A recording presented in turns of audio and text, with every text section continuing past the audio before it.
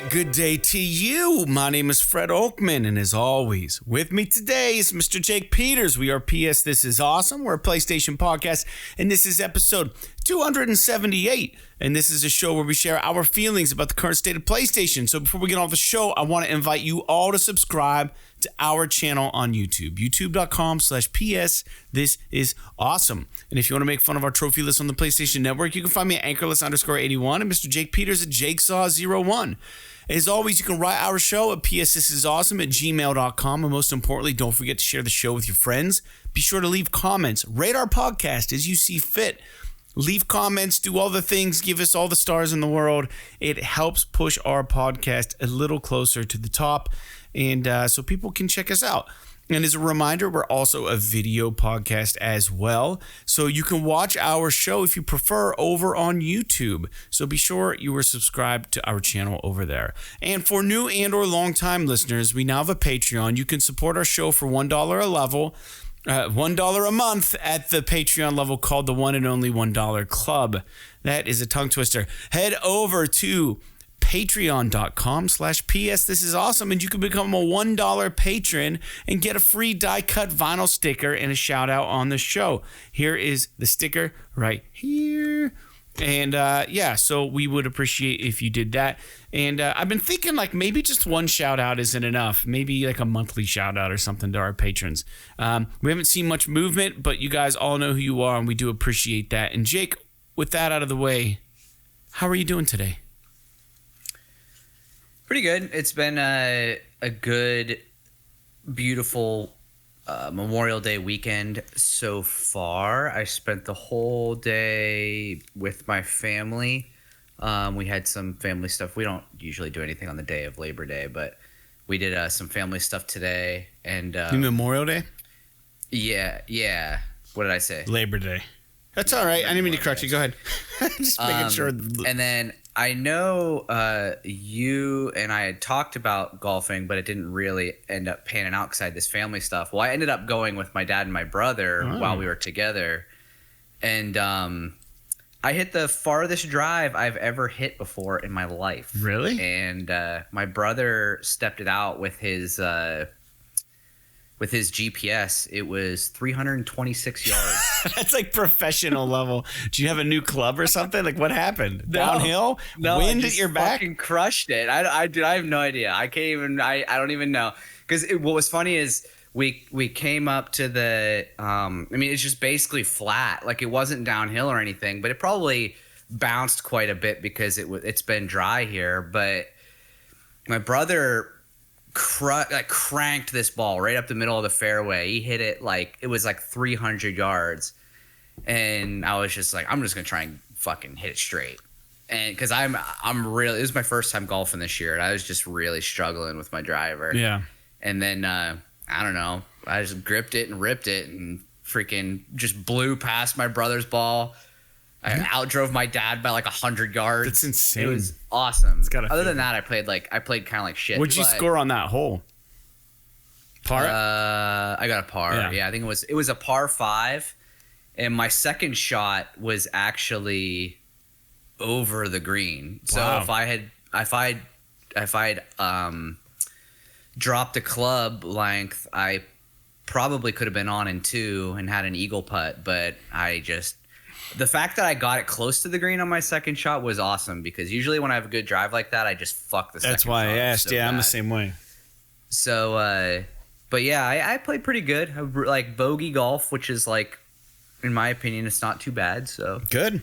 I played pretty good. Other than that, not too bad. Just good seeing the family. How about yourself? Oh man, we had a concert. So how was the show? Yeah. How did Nate do? Fantastic. It was awesome. Yeah. Yeah. Awesome. So, yeah, we were. I don't even know what I did Friday night.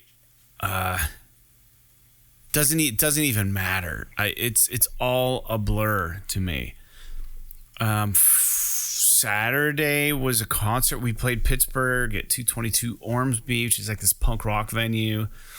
It was a really good time, man. It probably wasn't the best weekend for a concert because all of the locals in Pittsburgh who would come out to catch us were like all doing Memorial Day shit, like camping out, like going back home to hang out with family. So like, but there was a good crowd.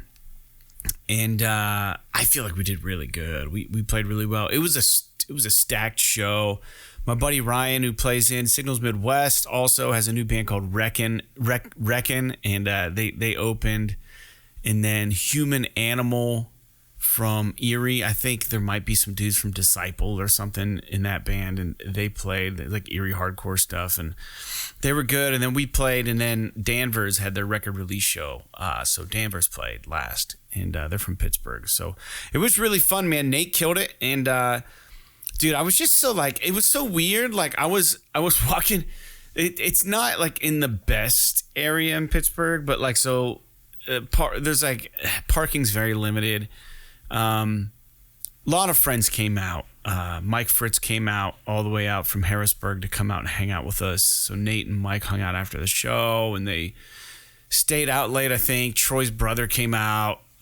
It was a good time, man. It was a lot of fun. But where I was going with that is like I was walking to the venue, and there were like all these like street punks, like legitimately like the dirtiest fucking street gutter punks you'd ever seen in your life. And I mean that in an endearing way. Like they would be fucking honored. But like the one dude had like this dog, and like I'm walking by and I'm like, are these guys like just fucking homeless, or are they here for the show? Like I really didn't know. And the guy was like, are you guys like playing like punk today? And I was like, yeah, kind of. Like, he's like, what kind of punk is it? And then the girl was like, there's like emo punk, and she's like, and then she's like, I'm just fucking with you. And she's like, cool, we're excited to see you guys play. I was like, all right. I didn't know what the hell you guys were talking about, but like they were really nice, and it was cool. And there were a lot of people who showed up afterwards, but like I haven't seen like legit like gutter punk, street punk kids in forever. And they weren't even kids, man. They were grown ass adults, and what a lifestyle. Super kind. The one dude had a dog, and I'm guessing, I don't know, I'm assuming they were all homeless. Like I have no idea, but they were there, and it was fun. But yeah, dude, we had a great time, and it just there's this really cool picture. It's like the ultimate punk rock compliment is to get like the bird from another punk rock dude in the crowd. Like that's like their way of saying like, you're fucking cool. Like, you know, there's this picture of Eric standing in the crowd, just kind of his arms crossed with this fucking white hat while we're playing, like really clean and like fucking Eric. And then right next to him is this street punk kid with his shirt off and a huge beard, just going like this to us, like two middle fingers up. Like, but he had the nicest things to say when we were done, and everyone was really, really cool, man. That's a really, really special place, that 222 Ormsby. They've got a great spot. They've got great sound. It's like in a residential area. I don't know how the fuck they get away with it. Like, it's so weird. Like the music has to be done at 11, but like right next door is somebody's house. And it's like, I don't even understand how they do this. We had a blast though, dude. It was really, really fun. And, love those punk kids, man. They're always a good time. So hell yeah, it was a good time. So I don't know. Did that. I told myself that I was going to start running again today's Sunday. And I did. I went out, did a 2-mile run. Not a lot, but something for someone who's not ran in 6 months. So went out and ran 2 miles on the track, and I'm going to go back out tomorrow, do some interval running, and it's going to be fun, man. I'm getting back into it, getting back in shape. I feel good. A lot of stuff going on. Just got to, it helps your mind and stuff. So that's how my weekend has been so far. I'm not working tomorrow because of the holiday, and had a birthday on Friday. That's what I did. I went golfing Friday. Friday was my birthday, so I went golfing. We golfed. It's a tradition for my father and I to play Halewood, and did relatively well. It's an easy course. Parred a few, bogeyed a few, couple over on a few, and that course is looking nicer. And I know the listeners don't fucking care about this. They want to hear us talk about the PlayStation Showcase, and we're gonna get there. But Halewood is like owned. I think it's got new ownership or something, but like it's looking way cleaner and nicer. Or maybe we just got there when it was freshly mowed for Memorial Day. Like we went on Friday and like it was like really, really clean and nice. I was like, wow, all right. But we had a good time. Yeah, that course is always a little rough. Yeah. Greens are always super deep, and yeah. I don't know. It was better. It's better than it's the best I've ever seen it. Truly, it was really nice. All the signs were repainted and stuff, and like it was pretty decent shape. Not my favorite course, but it's the closest to me. So, anyways, with that out of the way, Jake, let's talk about games that we're playing. Right now, I am still cruising through the Yuffie DLC content. I got a little further in it. I got pretty far, and then I died, and then I realized that there wasn't an autosave, and like it took me back like 45 minutes, and I'm like, fuck. Like there wasn't like a save point, and like it really irritated me. I just died in like a random battle somehow. And I don't know. I playing that a little bit. I'm still tinkering with Metro Exodus on PS5, just slowly working my way through the first open world area you're at. Not like the first, but like the area with like the trains, and you're trying not the train you're on, but like there's like a railroad depot, and then like you're trying to get to like this tinkerer guy who is going to help you with the train because you broke down. So it's kind of walking through that. And I'm playing it on easy, and it's so fun on easy. It's so much better. Like for me, just because I don't have to like worry about that game's shit. hard. I mean, it's not an easy game, so. Yeah. What about you? What are you playing?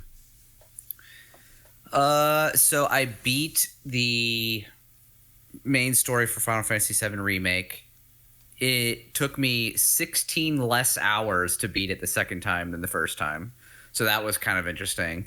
I think it was my previous save was 43 hours, and my save this time for beating it was 27. So that was pretty impressive. Yeah. And then so I started the Yuffie DLC, but I basically am just getting my feet wet. I just got to the Sector 7 portion.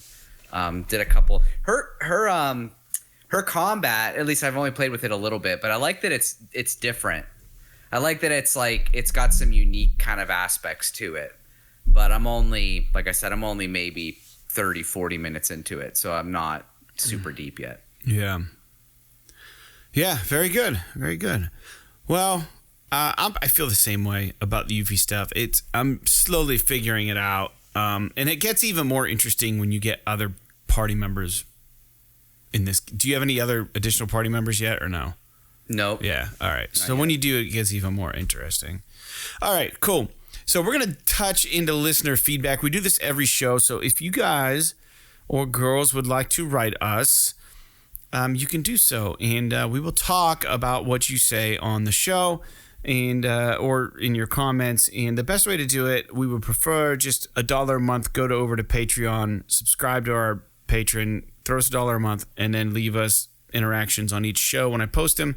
Otherwise, go to YouTube, like how we get most of our comments.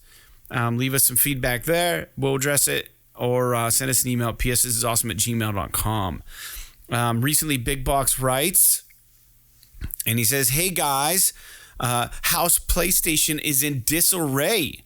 We got people jumping from burning windows." I'm sure you guys will talk about the PlayStation Showcase, but I did want to ask you, how much disappointment comes from the fact that new games now take 6+ years to develop, and the public doesn't quite understand that? The internet seemed to want updates from Bluepoint, Housemarque, the new Naughty Dog game, Cory Barlog's new IP. Is it just me, or is everyone still stuck on AAA takes 3 years to make? ? Stay strong in these tough times, gentlemen. At least we got those CGI trailers to a few games as a service games. And so this is a little bit premature for our conversation in today's podcast, but we won't talk about necessarily the PlayStation Showcase portion of his question, but we should maybe address expectations. And the weird thing is I wrote Big Box back, and I said, hey, we're recording the episode tonight. I'll definitely go over this with Jake on the show. Thanks for writing. And he says, have fun with Jake. Time is fleeting. Enjoy. That sounds fucking like scary. What does that mean? Is he gonna fucking kill me? I don't know. One of us. Maybe he knows something we don't know. Time is fleeting. That is true. It is. It isn't. We all fall under time. It's the. the champion. Big Box, I'm gonna have to ask you to be a little bit less ominous with your comments, please. Time is the champion of all of us, for sure. It's the Mike Tyson of the world. But yeah, so Jake, this is a good question. Back in the day, it didn't necessarily take so long to make a AAA game. Nowadays, it seems like the bar continuously gets raised by all these fabulous AAA games. And, do we think we expected too much? First off, from a PlayStation showcase, we're not going to go in deep on this yet because we got some regular news before we talk about it. And number two, do all AAA games take 6+ years to make is my question. To Big Box's point, They take a long time, but they don't all take 6 years to develop. I guess I don't believe that we should have expected huge updates from all of these first-party studios, but I think that we should have expected to get a little more than what we got at this point, is my personal opinion. But what about the 6 years, the development cycle for games these days versus maybe in the PS4 era, PS3 era?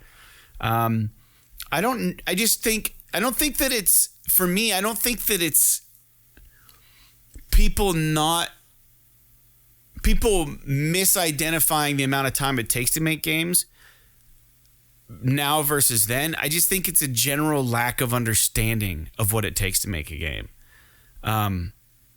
Period. Like, I don't think it has to do with 6 versus 3 years versus 2 years versus 4 years. I just think that people just don't fucking care or know.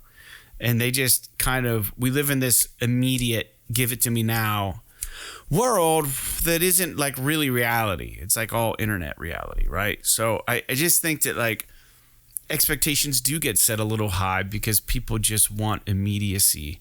And, I talk about this all the time. It's like our fast food, boom, shopping, don't go to the other shopping. I mean, you could order everything on your phone and boom, you show up, it's there, boom, get it in your car, boom. Or just have it fucking delivered to your house, boom. You can, download games instantaneously on day one at midnight. Have them already ready to go before it's even midnight. Boom, ready to play. Like, we live in this society where it's like, oh, dial-up isn't fast enough here. Here's fucking super speed internet. Boom. You got it. You want it now? Boom, we got it.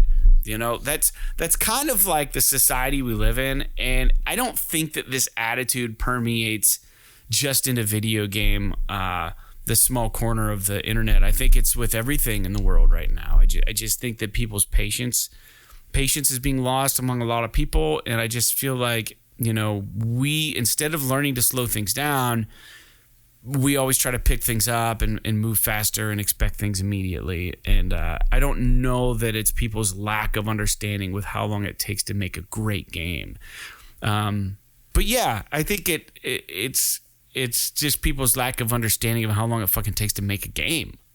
Period. Like, good game, bad game. Like, they don't just come out of nowhere. Jake, do you have an opinion on this? I think there might be an aspect of that, but I will say two things, given that it's been, let's see, Thursday, Friday, Saturday, 4 days since the event. The first thing I'll say is that people need to chill the fuck out about this showcase. It was not that bad. I think that it was actually a good showcase. The problem is that Sony has been silent for so long that people were expecting this rip-roaring banger of a showcase where it's like 10 first-party AAA games, and the thing is that I get that, but Sony has kind of adopted this new strategy in recent years where they're not saying anything until they absolutely have to. Think about God of War Ragnarok. We didn't know when that game was coming out until like 2 months before the game came out. They didn't say anything about it until like literally 2 or 3 months before the game came out. So like a lot of people are like, I can't believe they didn't have a release date for Spider-Man if they're going to release it this year. And it's like, okay, I get that, but we literally just went through this same exact thing with God of War Ragnarok. And I think what it boils down to is that they want to avoid having any kind of experience where they release a game that's not ready, talk about a game that's not ready, have to delay it, and then people get upset because of that. So they're just like, hey, it's coming this year. Hey, it's coming this year. And then when they're certain, when it's basically gold, they're going to be like, hey, it comes out in September or whatever. And so I think that there's a strategy shift that is, for better or worse, I don't think that there's anything wrong with it other than we just don't know. Like, people just want to know what's going on. With regard to, like, the game length, the average game length development for AAA games is like 4 to 5 years right now. It's not 6. 6 is a long game development length. 6 to 7 years is a long time. 4 to 5 is like what is considered the norm now, and that is significantly longer than it was even a generation or two ago. So I get that people are that might be part of it too, but I think it seriously just boils down to them being gun shy about saying something to, like, they're literally looking across the aisle at how much Microsoft is getting lambasted by the internet for everything that they're doing right now. They've announced stuff so early, and they're being shit on constantly because there's delay after delay after delay after game that comes out that sucks after delay, whatever. And Sony has seemingly found that, now it might have backfired with this showcase. Oh, for sure it did. Has seemingly found that it's better to say nothing than to say something too early. And I don't know. I don't think that I think that, you know, all the hubbub, people are right and they're wrong. Like, I think that they're right and that Sony dropped the ball because they could have let up off of their, like, let's say their strategy is to not say anything until they're absolutely ready. They could have eased up off of that strategy just for this showcase so that they could put the fucking hammer down when Microsoft is at its weakest. But instead, they were just like, here's fucking Cat Quest, Pirates of the Caribbean. And it's like, okay, well, maybe I would have rather have heard about Ghost of Tsushima 2 or whatever the fuck Bend is doing. Or, like you said, whatever Cory Barlog's new game is. But the thing about, you know, I would have expected something like Ghost of Tsushima, or maybe I was expecting there to maybe be like maybe an Uncharted presence here or something. But of course, like, new IP, who knows? I mean, who knows when Cory Barlog even started that? If he started it like 2 years ago, they're probably not ready to show it yet. Right. But there's so much stuff that goes into this. And I'm not sitting here defending Sony. I think they did drop the ball in terms of their ability to just lay the smack down.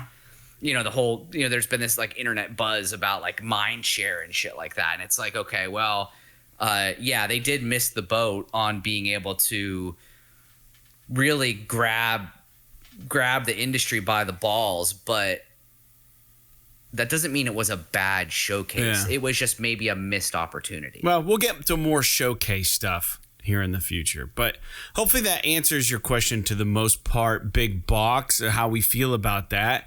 But we're going to get more to showcase stuff here in a few. We have some news points. Every episode we talk about news. And we have some news on top of showcase discussion. We're going to go through the games and whatnot that were announced at the showcase. Jake already kind of gave his opinion on it, and we're going to go over our predictions that we had for the showcase and see who won out there. But the first news point that I have on here is essentially, let me put here, sorry, I got to write my notes. It makes more sense to do these as we do talk about it live, so I don't have to comb back through everything. That's why I stutter like this sometimes. First off, GOLLUM. That game by Daedalic Studios has gotten terrible critical reviews. I was actually kind of excited about this game, but let's just get that out of the way. Like, I haven't played this game, and Jake, I don't think you have any interest in playing it, but the critical reviews are just god-awful and so bad that the company addressed it with the gamers. And here's what they put up. They say, "Dear players, we would like to sincerely apologize for the underwhelming experience many of you have had with The Lord of the Ring, GOLLUM, upon its release. We acknowledge and deeply regret that this game did not meet the expectations we set for ourselves or for our dedicated community. Please accept our sincere apologies for any disappointment this may have caused. Our goal as a studio and as passionate The Lord of the Rings fans has always been to tell a compelling and immersive story-driven adventure. Crafting a story with Middle-earth as our playground has been the greatest honor and the biggest challenge we have faced so far. At Daedalic, we understand that a game's success relies on the enjoyment and satisfaction of its players. We genuinely value your feedback and have been actively listening to your voices regarding your comments and analyzing the constructive criticism and suggestions you have provided. Our development team has been working diligently to address the bugs and technical issues many of you experience." I haven't heard anything about fucking bugs in this game, just so you know. But they're putting that in there. And it says, "We are committed to providing you with patches that will allow you to enjoy the game to its fullest potential. Once again, we deeply apologize for any inconvenience caused, and we appreciate your understanding during this time. We will continue to keep you updated on the progress and provide transparent communication regarding the upcoming patches and improvements. Your passion and dedication as players have been driving force behind the determination to make things right.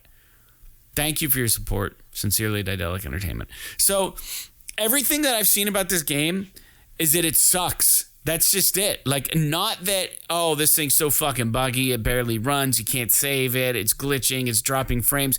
None of that. It's just like, this game fucking blows. Like, there's not a fucking game here. Like, you're just in a prison. You're GOLLUM in a prison. You're running fetch errands for other people. And that's all the fucking game is, according to all the reviews. And they're like, what is this? And they're like, this. They say it's terrible. On OpenCritic, it has an average of 4 out of 10, and only 4% of critics recommend it out of 53 critic reviews. This is critic reviews, not user reviews, which means these are like actual critics. Yeah. Dude, this game fucking tanked. And then they release an apology saying, "Sorry, this game was really hard for us to make. Sorry it didn't live up to our expectations or yours. We'll patch any bugs, but thanks for being cool." And it's like, dude, this is the problem. They should have just canceled this. That's what I'm saying. It should have just got canceled, man. Like, you shouldn't release shitty games. And this seems like it's not even up to opinion at this point. It's like a matter of fact that this game sucks. It's entirely possible that, like, this could destroy this studio. Yeah, sure. But, like, if it had been canceled, you know, that could have also destroyed the studio. But at the very least, you know, they wouldn't have the public sort of awareness that they do now. If that makes any sense. Yeah. I just thought it was crazy. And I'll tell you this, I'm up to here, man, with public apologies from game studios. Like, number one, just fucking get it right to begin with. Don't release. You don't have to get it right. Just know when not to release your fucking That's part game. of getting shit right? Like, is knowing when not to do things, like, or knowing when for this is not to release a game at all, or it needed more work, right? Or to release buggy games, to release failed games, like the Cyberpunk shit that happened. There's so many issues of games being released either broken, mostly broken and fucked, and then a lot of issues of Not as many examples though, but like this, where like, and this doesn't seem to be an overreaction by the gamers here on this, because this is critically failing. And it's just like, I'm just tired of the apologies from video game developers. I don't know. It's frustrating, you know. I get that you feel bad, you know, but just don't release the game or wait a little bit longer. Dude, it's so important to have some sort of gatekeeping with this shit, with these studios. Somebody needs to like tell them you can't do this right now. It's going to fail. I don't know. That's my opinion on that. I'm kind of tired of it though. I'm very, very tired of the, you know, public kind of, it's just PR is what it is. It's public relations. It's just, you know, I'm a communications major. I mean, that's what it is you're just trying to curb the story a little, get ahead of the story. You're trying to, you know, keep the good graces of your customers. I don't know, dude.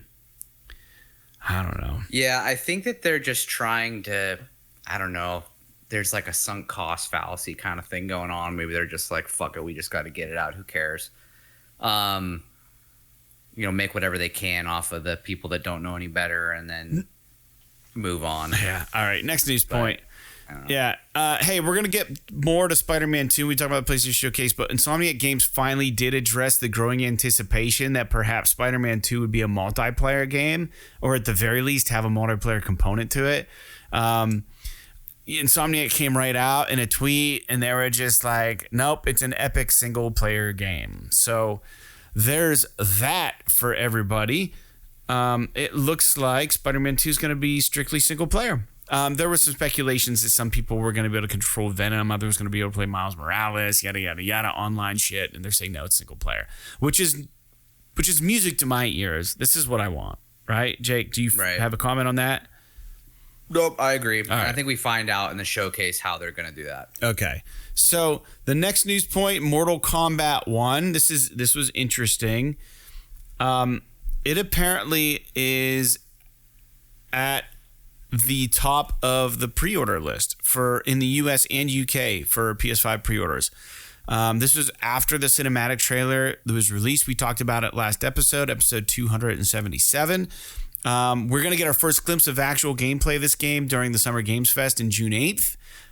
In addition to news, the game is... that's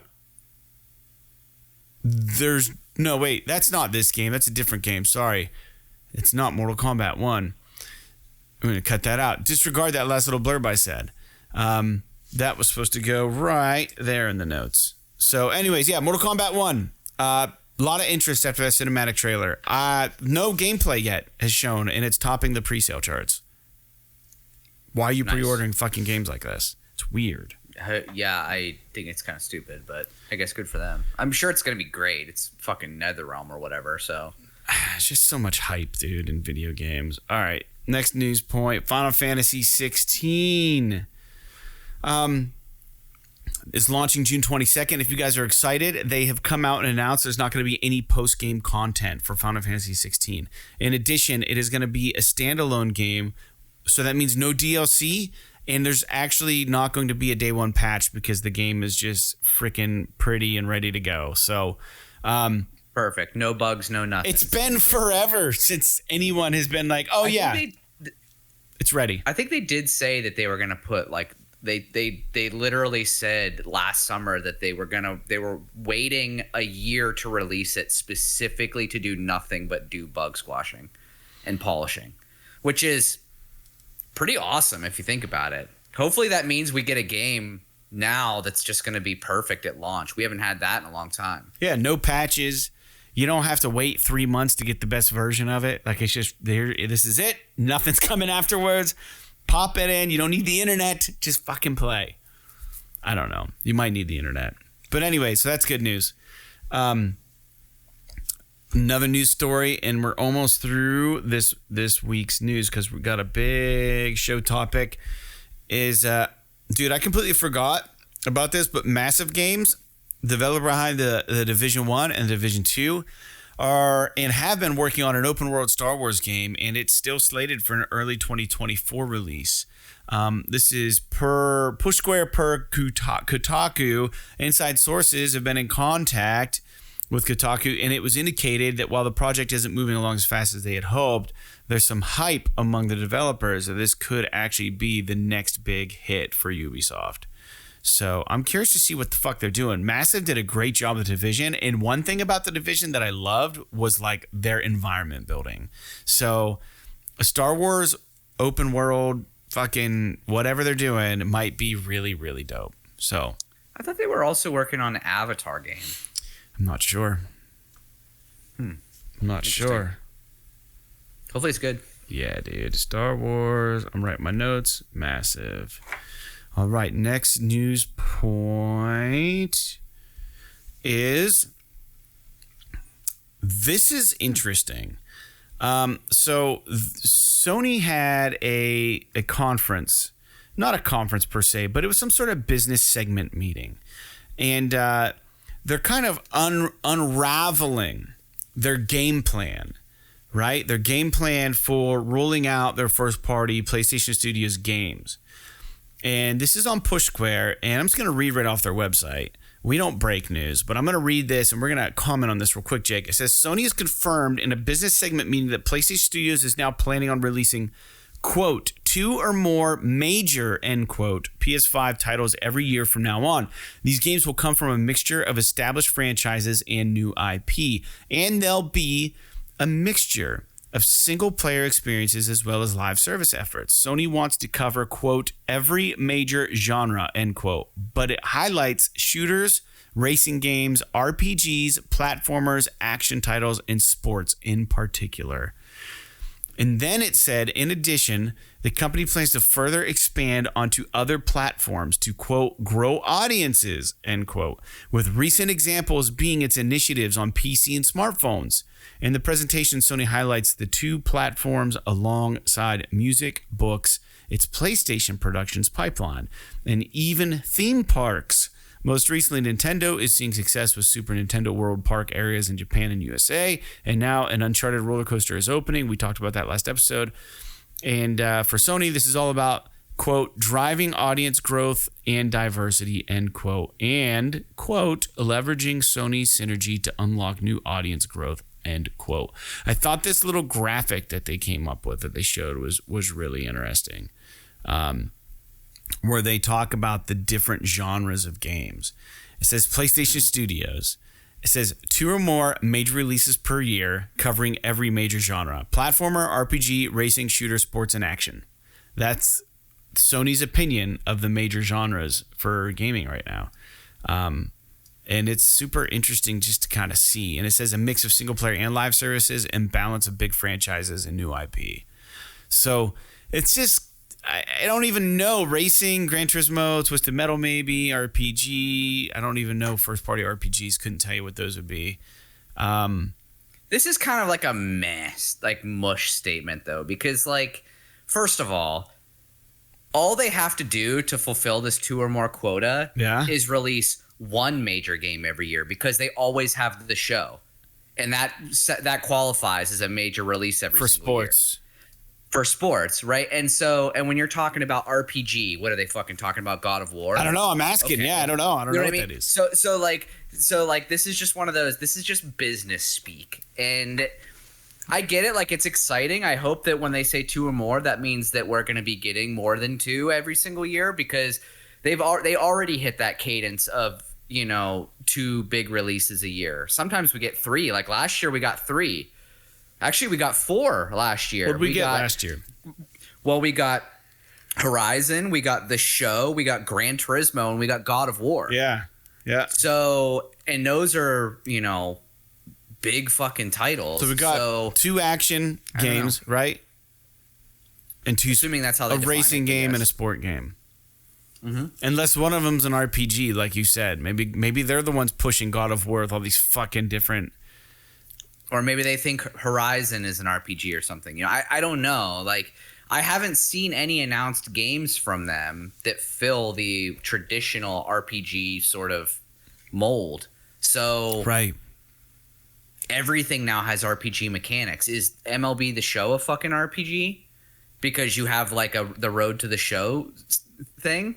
Yeah, maybe. You know what I mean? So I don't know. I think that's always sports in their opinion because they got to. I understand, but you get where I'm driving. Yeah, right. You know, so like, I don't know. This is something that I'm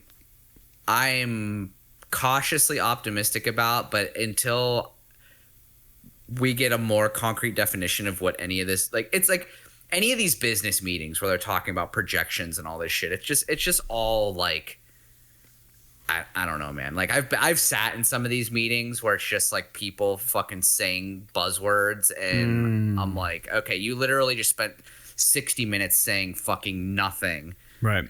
But not video game meetings, just business meetings. I understand. Correct. Not video Jake's like, I've sat in some of these meetings with Sony. They just say this shit all the time. But they just like, it's like business meetings. They're the same, whether it's video games or industry or whatever. So it's I don't know. I don't want to read into this too much until we actually start seeing the fruits of what we think it might be. Fair enough, man. But I will also say, in addition to this, during this meeting, a nice little tidbit came out, and they indicated that Sony PlayStation has sold over 500,000 VR2 units. It's 600,000 units. We haven't had VR2 unit sales numbers yet. So 600,000 units is quite a lot. And they're saying that it's selling at a faster trajectory than what the PSVR was selling. Now, maybe not as many as they wished it would have sold, but it's still doing better than last gen VR. So that's good for the owners of the VR headset, I think. Yeah, I think that the numbers are pretty decent. I'm sure they would have liked it to have done better, but they did, I think, say that it is doing better than the original PSVR did in the same time frame. So that's good for them. I just hope that we can get some more banger games. Yeah. For it. That's all. Yeah. And then the last news point before we get on with the PlayStation Showcase discussion. This is huge, and this is kind of recent breaking, and it's really crazy. So I'm just going to title this Factions Friction. So I don't really know what it's also cryptic still, but it is pretty much confirmed. There's some serious stuff going on regarding Naughty Dog's long in production upcoming title, or The Last of Us Factions is what everybody's been calling it. Per reporting from Jason Schreier at Bloomberg, it appears that Jason had contact with 4 sources very close to the game who indicated to him that Sony has slowed down development for Factions as the, quote, creators reassess its quality and long-term viability, end quote. This scaling back apparently was ordered at a recent evaluation of the studio's game. These evaluations happen with first-party studios, and as a result, recently Pixel Opus was actually recently closed. And we discussed this about 2 episodes ago, and per Schreier, quote, a small group remains on the project while the company reevaluates the direction, end quote. And then he also says, quote, while the game hasn't been canceled, many of its developers have been moved to other projects, end quote. Per Push Square.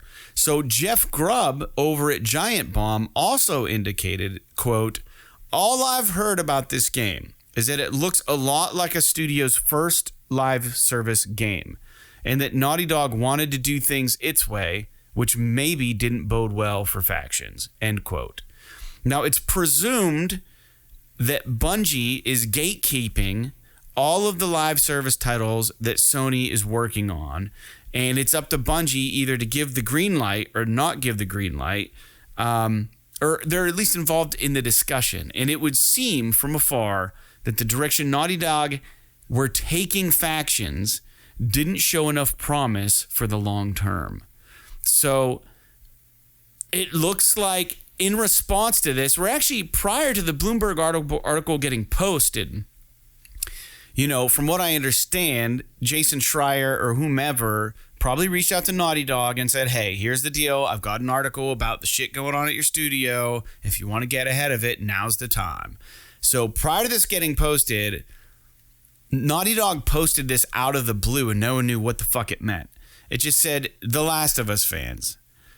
We know many of you have been looking forward to hearing more about our The Last of Us multiplayer game. We're incredibly proud of the job our studio has done thus far, but as development has continued, we've realized what is best for the game is to give it more time. Our team will continue to work on the project as well as our other games in development, including a brand new single-player experience.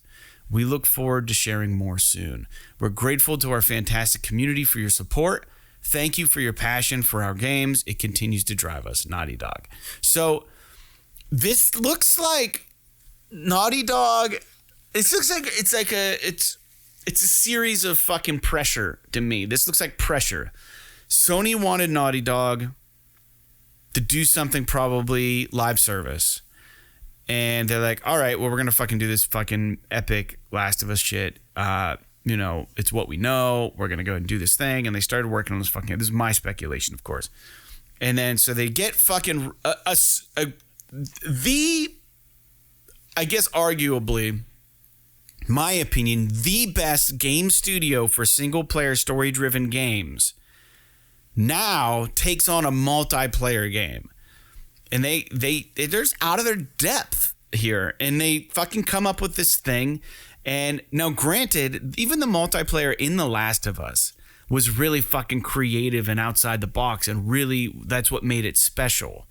So, and I remember there being tweets and stuff about, not tweets, but maybe comments, brief comments from Druckmann just saying how excited he was to show us the next project, but he's not really able to yet. So, like, they probably had, my speculation, they probably had some fucking crazy outside the box fucking idea for factions, and it was like fucking awesome. And Bungie or Sony are just like, okay, this is really fucking cool, but how is this going to last 5 years? Like online, like you're making a games as a service. You need to come up with a way or a system to keep people's interest for 5, 6 fucking years longer. You're going to be throwing money at this game over the years. So I bet what they came up with was fucking awesome, but it's not in the scope or the viability or the range that maybe Sony wants. So now they're just like, you got to fucking figure this out. So they're keeping some developers on it and trying to rehash what the fuck they're going to do. And in the meantime, go back to what they're fucking good at and work on a single player game. So this means two things that really suck. We're not going to get a fucking Naughty Dog game for a long time now, for sure. Not going to fucking happen. Unless this is like some sort of like, they wouldn't do this if it weren't real. They wouldn't post this fucking post if it weren't real. Now, maybe Jason Schreier and the people who've been involved are blowing this way out of proportion. Maybe it's not that bad. But Naughty Dog didn't say they've only assigned a few people to the game and then the rest are getting thrown on other projects. This came through the rumor mill, through interviews that Jason had with other people. We don't know, but where there's smoke, there's usually fire. So I don't fucking know what's going on, but I'm so rightly pissed off that like my favorite studio doesn't seem to be releasing a fucking game probably for another fucking 3 or 4 years, probably at least. At the very least, probably. Unless Factions is gonna happen. If Factions doesn't fucking happen, dude, I don't know what this means. Yeah, I mean, I didn't hear about this until just before we started the podcast, but I wonder if, part of me wonders if, you know, they, like you said, they had this awesome idea for Factions. So they wanted to do it. And then Sony was like, okay, you've got this idea for Factions. It's awesome. See if there's a way you can make it live service. It was probably already going to be a multiplayer game. It was already going to be this big open new experience thing. Excuse me. But Sony probably came in, like you said, and was like, we got to monetize this. And then it's been going. A couple years go by, a few years go by. Then they do this evaluation.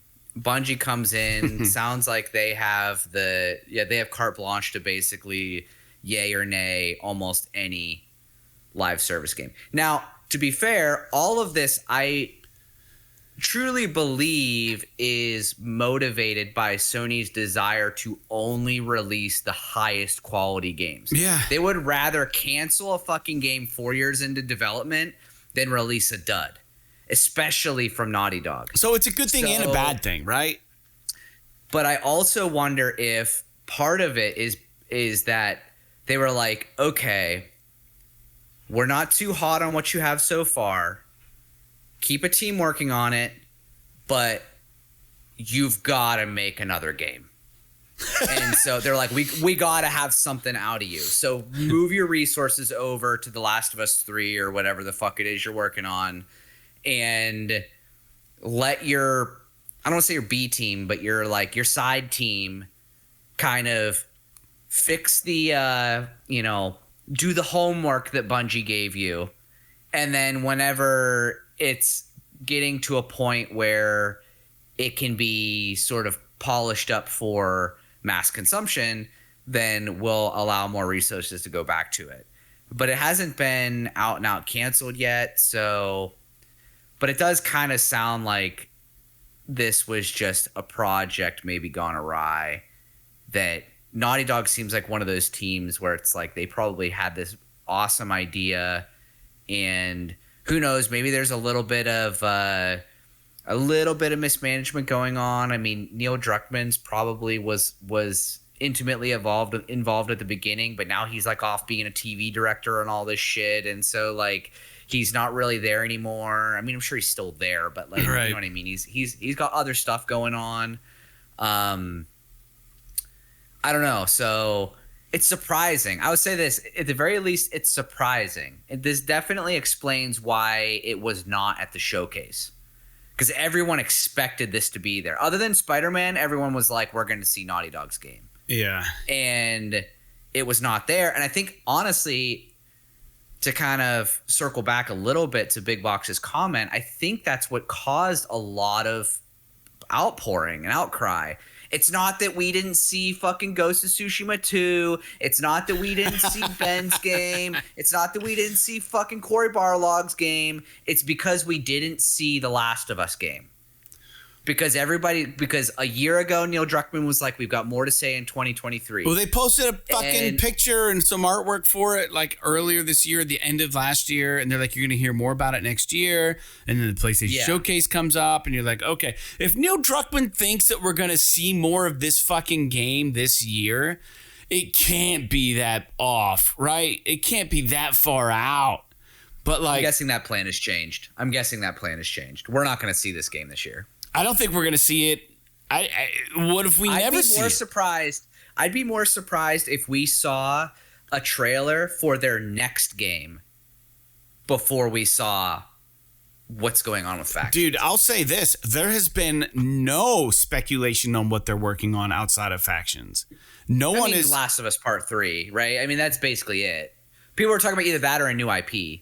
Nobody thinks they're working on Uncharted. I mean, they came out and said they're not working on Uncharted. So I don't like it, dude. I really don't like it. And it sucks because nothing gets me more excited about playing video games than the idea of a new Naughty Dog game.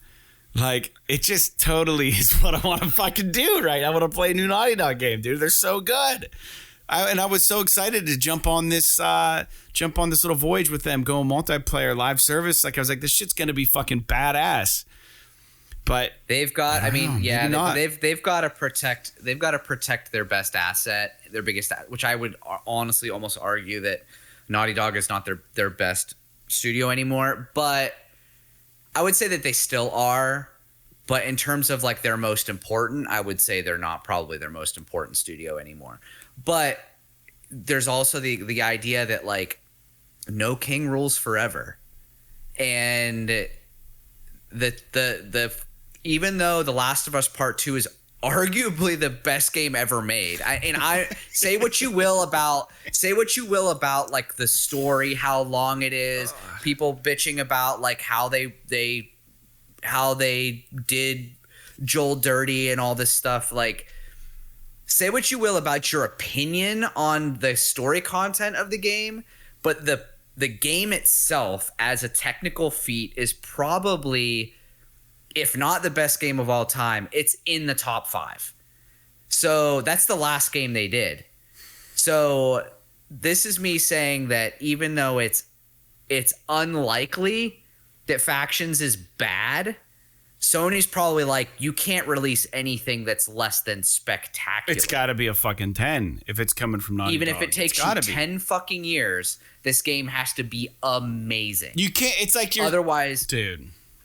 Because that's what, like, people buy PlayStations for Naughty Dog games. So I think they are still the most important first-party studio that Sony has, and I think they recognize it. And I think here's the reason is like, dude, it's like they have somehow, like, we did get a Naughty Dog game recently, and that was the Last of Us 1 remake, because they did that from the ground up. I still haven't played it, but I don't believe it. I mean, I believe it. Obviously, I'm sure they look at it as like, well, we put this thing out, right? This was, and then, but like, if you really think about it, dude, starting with Uncharted, dude, Uncharted 1 comes out pretty good. Uncharted 2 comes out, blows it out of the water. Uncharted 3 comes out, arguably better than Uncharted 2. Uncharted 4 comes out, better than Uncharted 3, probably. Debatable. I don't think so. I would say that technically probably more impressive, but from a content perspective, right, I would say it's a slight step back. Right. Well, Last of Us came out after Uncharted 3, but then Last of Us comes out better than Uncharted 3, hands down. You know, different things, but better. Uncharted 4 comes out, plays off of what Last of Us 1 did, and just like, you're like, oh, fuck. Like, they're taking this even fucking further. And then Last of Us fucking 2 comes out. Every fucking iteration this studio has fucking had has been better than the last. And that's fucking pretty Naughty Dog. Yeah. So it's just like, how can expectations not be here for Sony, right? So is Sony being a little hard on Naughty Dog? I don't think so. They don't do live service, man. But if they ask them to do a live service thing, then that's just as much on Sony as it is on Naughty Dog. For Sony not knowing the fucking studio they have. And that might be why they're like, hey, look, let's put this to the side, go back to doing single player games. But then how long now? How long is the world waiting now? And how long are they missing out on making revenue from Naughty Dog? This studio that they've dumped so much money into, they get so much out of. But I'm just saying, like, was this an oversight? Here's my question. The crux and the issue, and then we'll get to the PlayStation Showcase, is, was Naughty Dog making Factions because Naughty Dog said, hey, we want to do a live service game? Or was Naughty Dog making Factions because Sony said, we need you guys to make a live service game? And if the answer is that Sony fucking told them what to do, this is Sony's fault. Hands down. And if Naughty Dog raised their hand and said, we'll do it, that's on both of them, because Sony should have been monitoring them closer to make sure they were getting what they wanted. And Naughty Dog maybe shouldn't have fucking volunteered for something they were out of their depth in doing. Personal opinion. But I think growth is important and learning new shit is important, right? But like, dude, we know what Naughty Dog does and what they do best. And it's like, let these other fucking studios do live service shit. Naughty Dog is very good at the one thing they do. That's my opinion. But you can understand why, like, a studio might want to try something new. Oh, 100%. Yeah, I don't begrudge them for it. You know, so and I get, but they're owned by Sony, so Sony has the right to tell them what to do, which I totally understand. I would just like to know. But I don't know. I'd be curious, like you said, to know what actually happened, who made what decisions. But ultimately this is just a surprise, and I think it's going to be a little bit of it's going to be a little bit stinky until their next game comes out. We're going to hear more about it. Yeah, there's going to be so much more reporting on this now that this has hit the airwaves. Like, because everyone's like, oh, Naughty Dog had a game canceled. Like, are they fucking losing their step or whatever? And everyone's quick to jump on them because they're the king. And so if their game doesn't come out and it's not the fucking Singularity or some shit, then like they're gonna, you know, people are gonna be like, oh, they lost it, they lost their step, blah blah blah blah blah, and whatever. I mean, I know I'm not trying to be as like an apologist about any of this stuff. I think that ultimately the fucking Event Horizon, for the betterment of everyone, if this game was not absolutely amazing, it's better that Sony pulls the plug or puts it on the back burner than for them to just let them shit out a dud. They just need to reevaluate it, right? That's it. Let's go back to the drawing board. You have you have a lot of fucking legwork done on this game. It's just go back and give Sony what they want. Honestly, the only thing about this, other than the surprising nature of what happened, but the only thing about this that is even a little bit concerning to me is it going to cause problems within the Sony ecosystem that a company not of PlayStation Studios in Bungie has autonomy over their ability to make their creations? But here's the thing. And that's my kind of speculation and what I've heard. Like, I don't know how much of that is true, but there's a reason why Sony owns Bungie now, right? Like, they know Bungie figured this shit out with Destiny.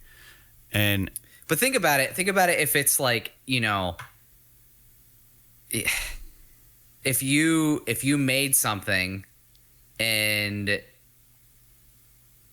it's, I don't know. I just have to imagine that it would be hard to stomach to have like your stepbrother come in and be like, oh, that's not good enough. Dude, it'd be like let's put it in terms of music, right? Say we're a band, we fucking put out a record, we think it's good. We're signed by a label, but the label hires another fucking band to listen to our record and tell us whether or not it's good enough. Yeah. And then they're like, no, whatever these guys said, because they put out a hit record. Like, are these songs good enough? It's like, Sony, you should fucking know, man. Like, you should fucking know. But they don't, because they're not into the live service stuff. Right. And I get it. I get what they're doing. I get what they're doing, and I understand it. I just wonder if it's going to cause strife within the studios. That's all. I hope it doesn't. Yeah. If anything, maybe there's some dudes from Bungie hanging out at Naughty Dog now, and they're just fucking, like you said, giving them homework assignments and like saying, hey, look, like here's how you do it. You got to have like a 10-year fucking plan. And you got to execute here. You got to have a revolving story. You got to have this, that, and the other, and all these things. And you got to update the thing like this, and like, you know, who knows, man? It's probably more than just putting like fucking purchasable shit in your game. You know what I mean? Like, it's probably like, who knows? Maybe there was just some miscommunication along the way. But dude, let's talk about the PlayStation Showcase now. This was a big deal for PlayStation fans and just for gaming in general. You know, we're recording this Sunday. The showcase aired last Wednesday, so we've had some time to ruminate on the show and the showcase that is, and let our feelings kind of settle for a bit and think about things. The big thing is like, as Jake said earlier in the show, Sony hasn't had an official PlayStation Showcase for like 2 years, and they've been releasing these state of plays. These little bite-sized releases that are really sterile, you know, like hospitals. Like it's just like okay, there's like this voice, and it's like, up next we have blah blah blah blah blah, and then like you see like some gameplay, and it's like, okay, after that, what a fun game that looked like. There's this. It's like, so now Sony's like, oh, we got a PlayStation Showcase out of nowhere, and everyone's like, oh shit. This is where we're gonna finally fucking hear, right? Why wouldn't we think that, really? Honestly, I think we were fair in thinking that way. But before we get into the actual content of the showcase, Jake, let's get you've already talked a bit, but I kind of wanted to get a top-down, broad level, overall impression from it. You said that you thought generally it was actually pretty okay. I thought it was good. I just don't think that it lived up to the. I don't think they capitalized on their opportunity to really lay the smackdown on the industry like they could have. But that's really it. I mean, there was a lot of stuff here. The thing is that the reason why they showed like 34 games or something like that. Yeah. And I think that there were probably 10 announcements that were like fucking bangers. And then there was a few games in here that were like, why is this even in here? 35 games. 34 games, and then the cross and then the hardware thing. Yeah. Yeah, so I mean, overall I would say that it was a good showcase, but it wasn't like, we're not talking like E3 2013, 2014 kind of fucking mic drop shit. Or Gamescom shit. Yeah, big showings. Yeah, so like I don't know. I would say that it's mainly a disappointment because of, like I said, because of inflated expectations, because there was no Naughty Dog, and because they haven't done one of these in a year and a half, and everyone's like, what the fuck? You know what I mean? So there were some really weird announcements on this thing. Excuse me for yawning. Yeah, there was some stuff that made it in here specifically because you knew somebody shelled out money, and like I mentioned earlier, fucking whatever Cat Quest or whatever the fuck it was, which like looked cute, but it was like, why is this in your showcase? Yeah, this could have been like shoved in an indie state of play or something like that. Yeah. Well, all right. Well, my general opinion is much like yours. Dude, I was so excited to watch this thing. I had a really busy day on Wednesday. I worked overtime on Wednesday. I got home and all kinds of shit to do. And I was going to have a little whiskey, sit down and hit the play button and watch it from the ground up. And I stayed dark on social media. I didn't want to know. And then I got a text from LJ Ocker. And LJ's our dude. He's our buddy.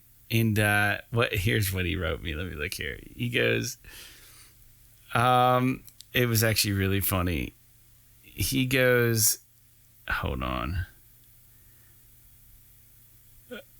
Hold on, I'm gonna find it because it's really worth it. Oh, he goes, out of nowhere, bing. He goes, Metal Gear 1, 2, 3, Helldivers 2, and I'm like, whoa. I'm like, yo, dude, I haven't watched it yet. I said, I haven't seen anything yet. I can't wait to watch it, dude. I said, I'm painting trim to my house right now. And he goes, my bad for spoiling. I think you're going to be happy, was his initial right to me. He hadn't watched it yet either at that point. Yeah. So things got spoiled for me a little bit, but LJ, I love you. And I wasn't offended at all. I was kind of excited actually to see what you'd written. It's like one of those things where like you want to look at the present before Christmas, right? You kind of want to peek and try to find it in the house, but then like every time you do, you're kind of disappointed on Christmas morning. So like, don't fucking spoil it for me, LJ. Dude, he didn't spoil anything, really.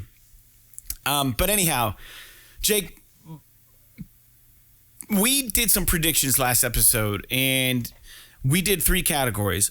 For sure, we knew this was going to be showing.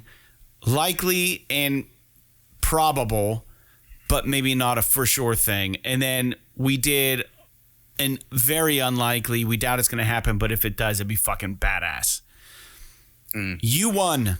You beat me. Did I? Yeah, my for sure was Death Stranding 2. Didn't fucking see anything of that. My likely impossible did get me a point, though, and I said Resident Evil 4 in VR, which I thought was a nice little side I don't know, side swipe.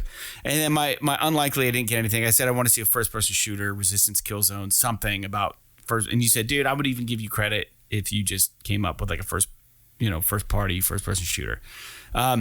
Jake, you said for sure Marvel Spider-Man 2, which I almost don't want to fucking give you credit for because you went before me, but you get credit. Yeah.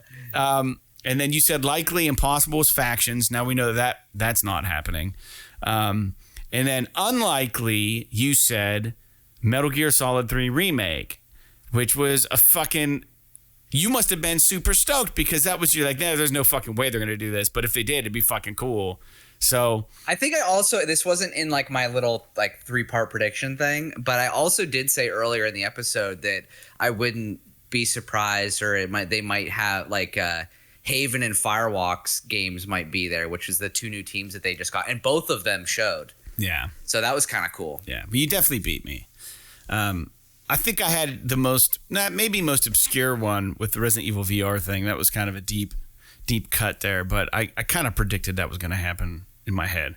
And I did put a short up of me predicting that, and I think the next short I'm going to put up, Jake, is you predicting the Metal Gear Solid 3 remake.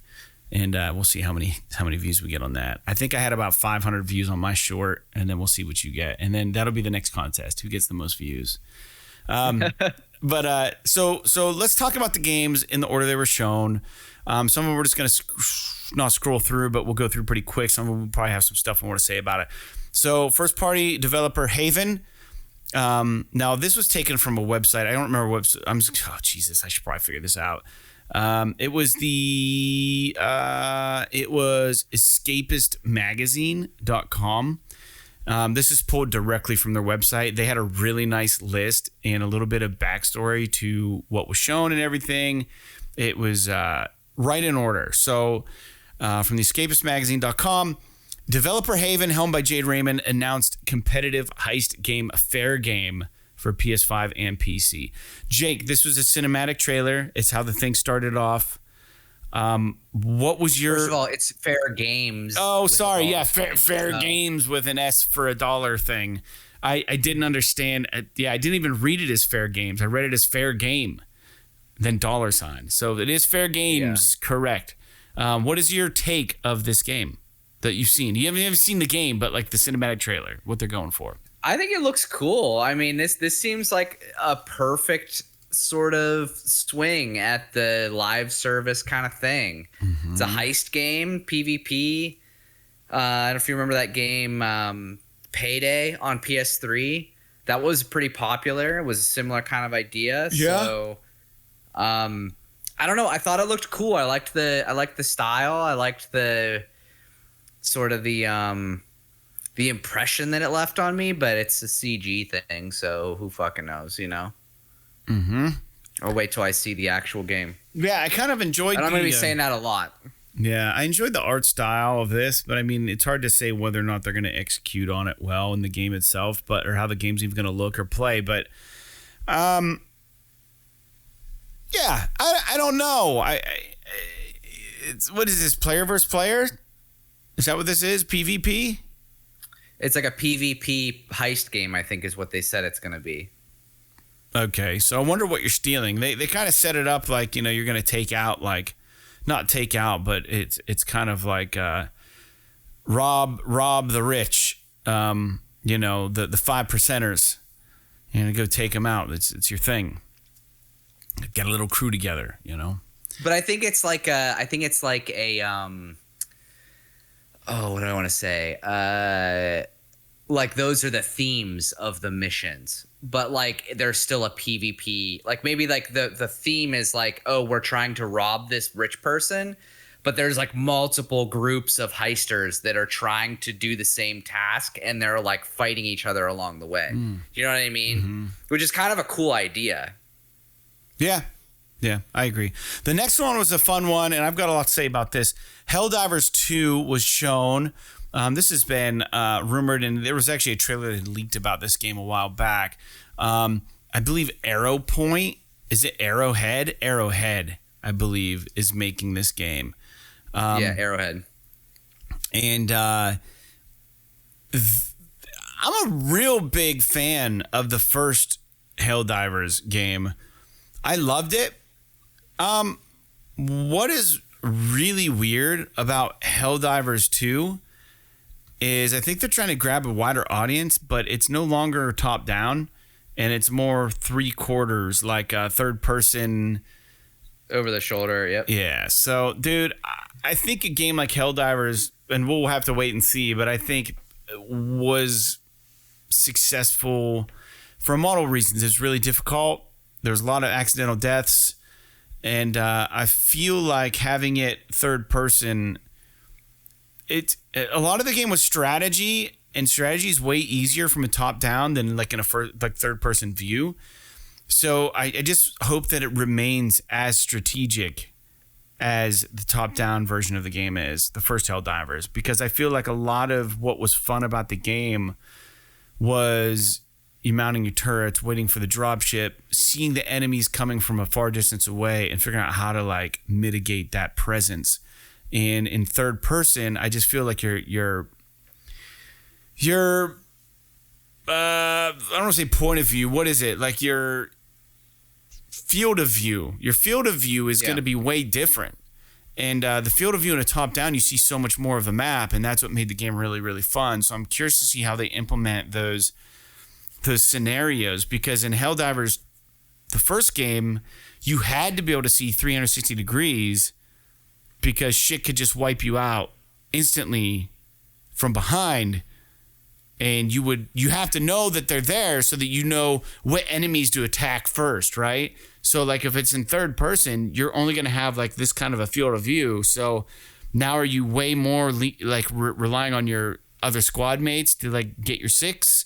But like if you have really hard enemies and you all need to be attacking the same enemy. So like, I don't know that it's going to work like the original Helldivers because of the change of perspective. And you wouldn't think it would be that big of a deal, but for a game like this, I really don't know that this was the right move. We'll have to wait and see. Jake, anything? I think it looks awesome. I liked the original Helldivers, and I can understand your perspective on the matter, but I got the feeling like maybe this might be kind of like the game that they envisioned all along. It's just was not feasible for a small team like that back in the day to make that type of a game. Kind of like a Risk of Rain kind of scenario where the first one is like a side scroller, but the second one is like this full 3D kind of first person experience, or it might be third person. So I don't know. I mean, I'm excited to see what it turns out to be, but I don't think that it's, if they made Helldivers 2, what is it going to be? Just more fucking top down like shit. Like maybe they were just trying to find a way to, instead of making this seem just like an expansion to Helldivers, they're like, let's evolve it, make it more modern, make it more widely accessible. Not everybody wants to play an isometric top down twin stick. It's still going to be hard. It seems like they're embracing some of the comedy that came out of that game with friendly fire and all that kind of shit. Based on the trailer is like this Starship Troopers kind of spoofiness. And like, dude, because I thought I remember hearing somewhere that there was a Starship Troopers game in development. So when that trailer first started up, I was like, oh, is this a fucking Starship Troopers game? And it turns out that it's Helldivers 2, but I thought that it looked really awesome. Is it going to be for me? I don't know. I don't know that I'm really into the whole co-op element of it, but I thought it looked cool, and I am interested to know if there's any way for this to be slotted as any kind of, or if it will have any kind of live service component, because it is like mainly a multiplayer game. You can play it by yourself with like bots and shit, but like it's like meant to be a multiplayer game. So are they going to make this live service? I don't know, but I don't know. I think it looks cool. Also not a first party game. Right. I think it is second party though, right? I don't know. Sony publishing it? Don't know. I don't know. But moving on, Immortals of Aveum, Aveum, was shown next. It's a new trailer for the game. This is being developed by Ascendant Studios, and this is part of that whole EA Originals thing. And we get a release date coming up, July 20th, PS5, Xbox Series, and PC. I don't know much about the game. I thought the voice acting was kind of shitty in this. Not trying to be Debbie Downer, just being critical. The one guy that shows up with the mask on, he's like, hey, like it's literally what he sounded like, and it's like, I don't want a fucking enemy like that in the game. Like, I don't know. I don't know if it's the voice acting or the writing, but I thought that it looked pretty cool. I mean, I am interested in what it ends up being. It's one of those games where like I would definitely be interested in playing it, but I think I need to see more. I thought Like, this was going to be Witchfire for this. Yeah, I saw some. I saw some of the. It's not gothic enough. Yeah, I saw some like it's a first person shooter, but it's also got like magic and shit, and it kind of looked like Witchfire, not as dark as Witchfire, but it kind of had that vibe. And I'm not. But this game, you're just throwing spells around. Witchfire, you're like firing guns and shit. Yeah, like fucking weird old guns, cool guns. I don't remember. Actually, I'm not even sure what Ascendant Studios makes. But this is it's weird because the graphic that they show, the guy looks like he could be part of the Assassin's Creed world, but he has like god powers, and it says summon your power to stop Everwar, save the realms, play as Jack J-A-K, as he and Lucium's elite battle mages race to uncover Avium's past to save its future. Single player. I don't know. Nice. Interesting. All right. Next, we saw Ghost Runner 2. The first Ghost Runner I played a little bit of. Really, really hard game. Very frenetic. Very fast-paced. Easy to die. And this is being developed by 505 Games. And One More Level. And it's coming in 2023. Publisher, but yeah. Oh, sorry. Yeah. Right. But 2023, another game coming out this year. So Ghost Runner 2. Jake, any interest in this? I personally, after playing the first one, I loved it. I didn't love the game. I love the aesthetic. I love the idea. Just not for me. I've never played it, but the impression that I got from when it came out, I think it might be a little too hardcore for me. Yeah. But it looks awesome.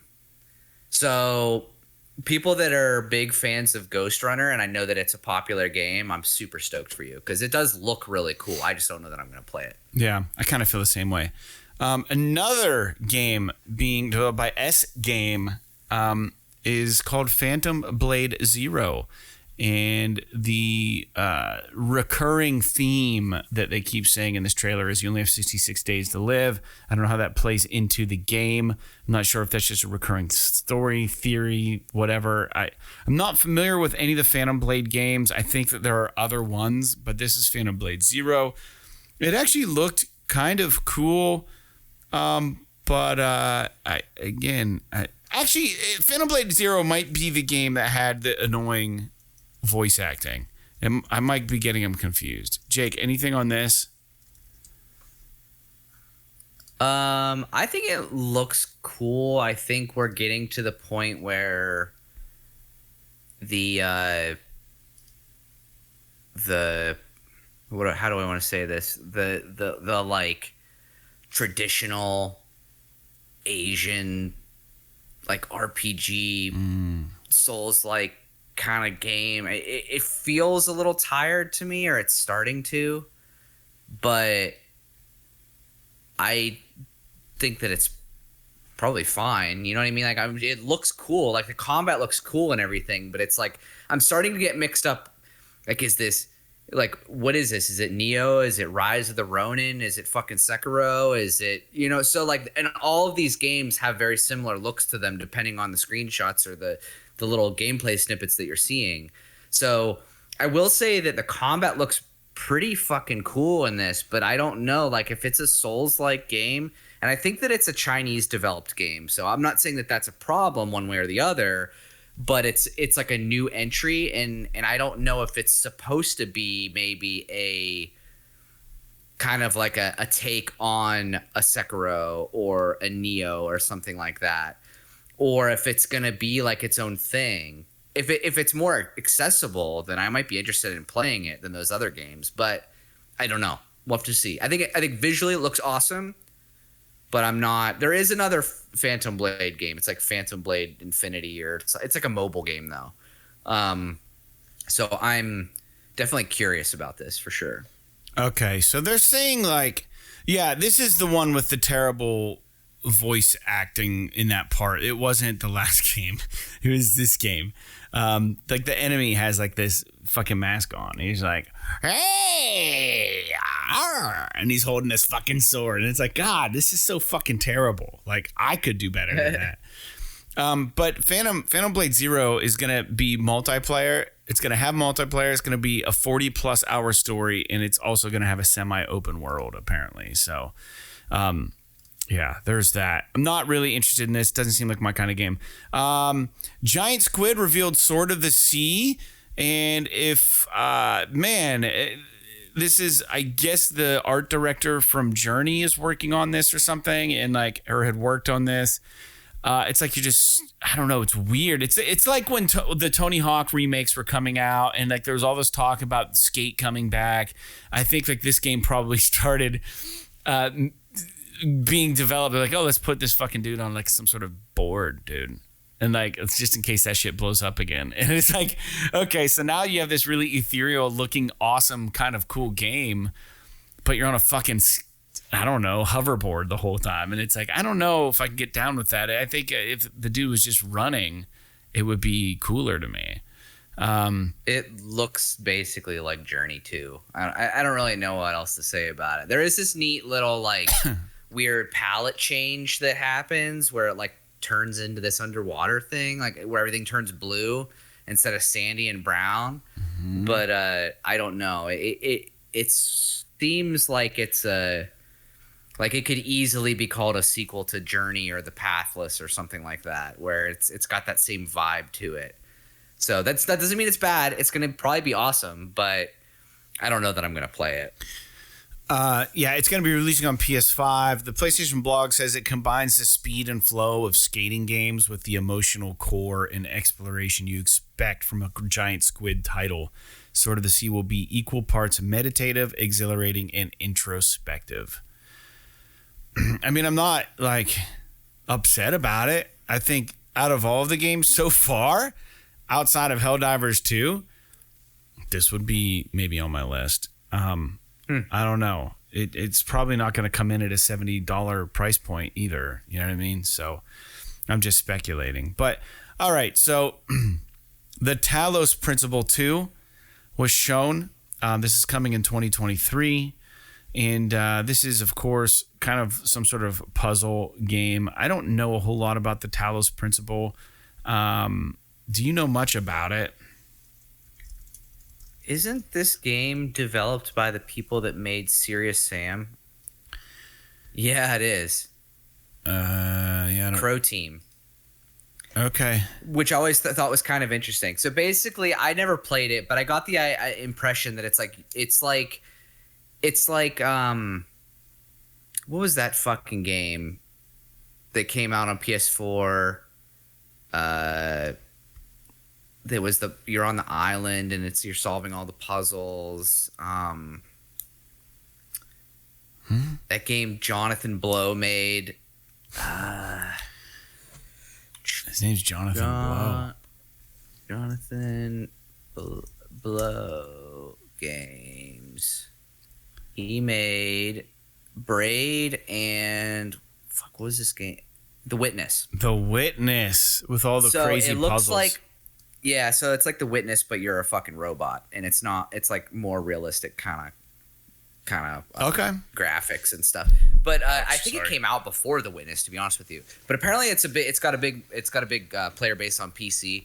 So it's cool that it's coming to PlayStation. I'm sure people will like it. These puzzle games just make me feel stupid, so I'm probably not going to play it. But very cool for those people. Okay. The next game up was Neva. Neva is coming to 2024 to PS5, Xbox Series, Nintendo Switch, and PC. Again, I'm not even sure what this was. This was one of those freaking games that just kind of looks like what you... All these games kind of start looking alike, these indie games. They're all trying to get really creative with the art direction, and then they all kind of just start looking really kind of basic but pretty at the same time. You know what I mean? Like simple, but like pretty. It says players will face platforming puzzles combat challenges while dealing with monstrous enemies. As ever, we also wanted to craft a polished experience with minimal UI, delicate art, high-quality traditional animation, and an elegant music score. So hip, dude. We think that we've achieved that and can't wait for players to experience that for themselves. I'm not saying it's going to be bad. It's just another pretty game, but I don't know. It's coming to a bunch of different... It's not exclusive. I like the art style. Do you? And I know that people liked that game Gris or Gris. I don't GRIS was their other game. I don't know. It could be. It's one of those games. It's like until I see gameplay of it, I don't know if I'll fucking like it or not. All I know is that they want you to feel sad about a big deer dog dying, and I don't know. Is that going to make me want to play it? Deer dog. The graphics, maybe if I see some gameplay of it, but it's a deer dog. I think it looks cool. I think the graphics look great. I love the watercolor art style to it. But I need to see gameplay before I'm going to make any decisions on this.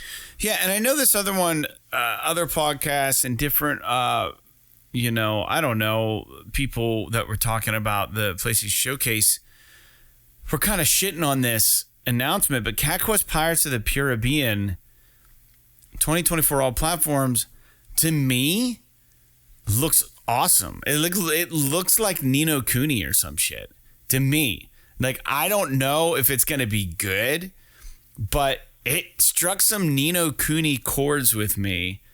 And I'm going to hit play real quick and mute the sound, because if you look, the art direction for this game to me is way more cool and charming looking than like that last game we were just talking about, Neva.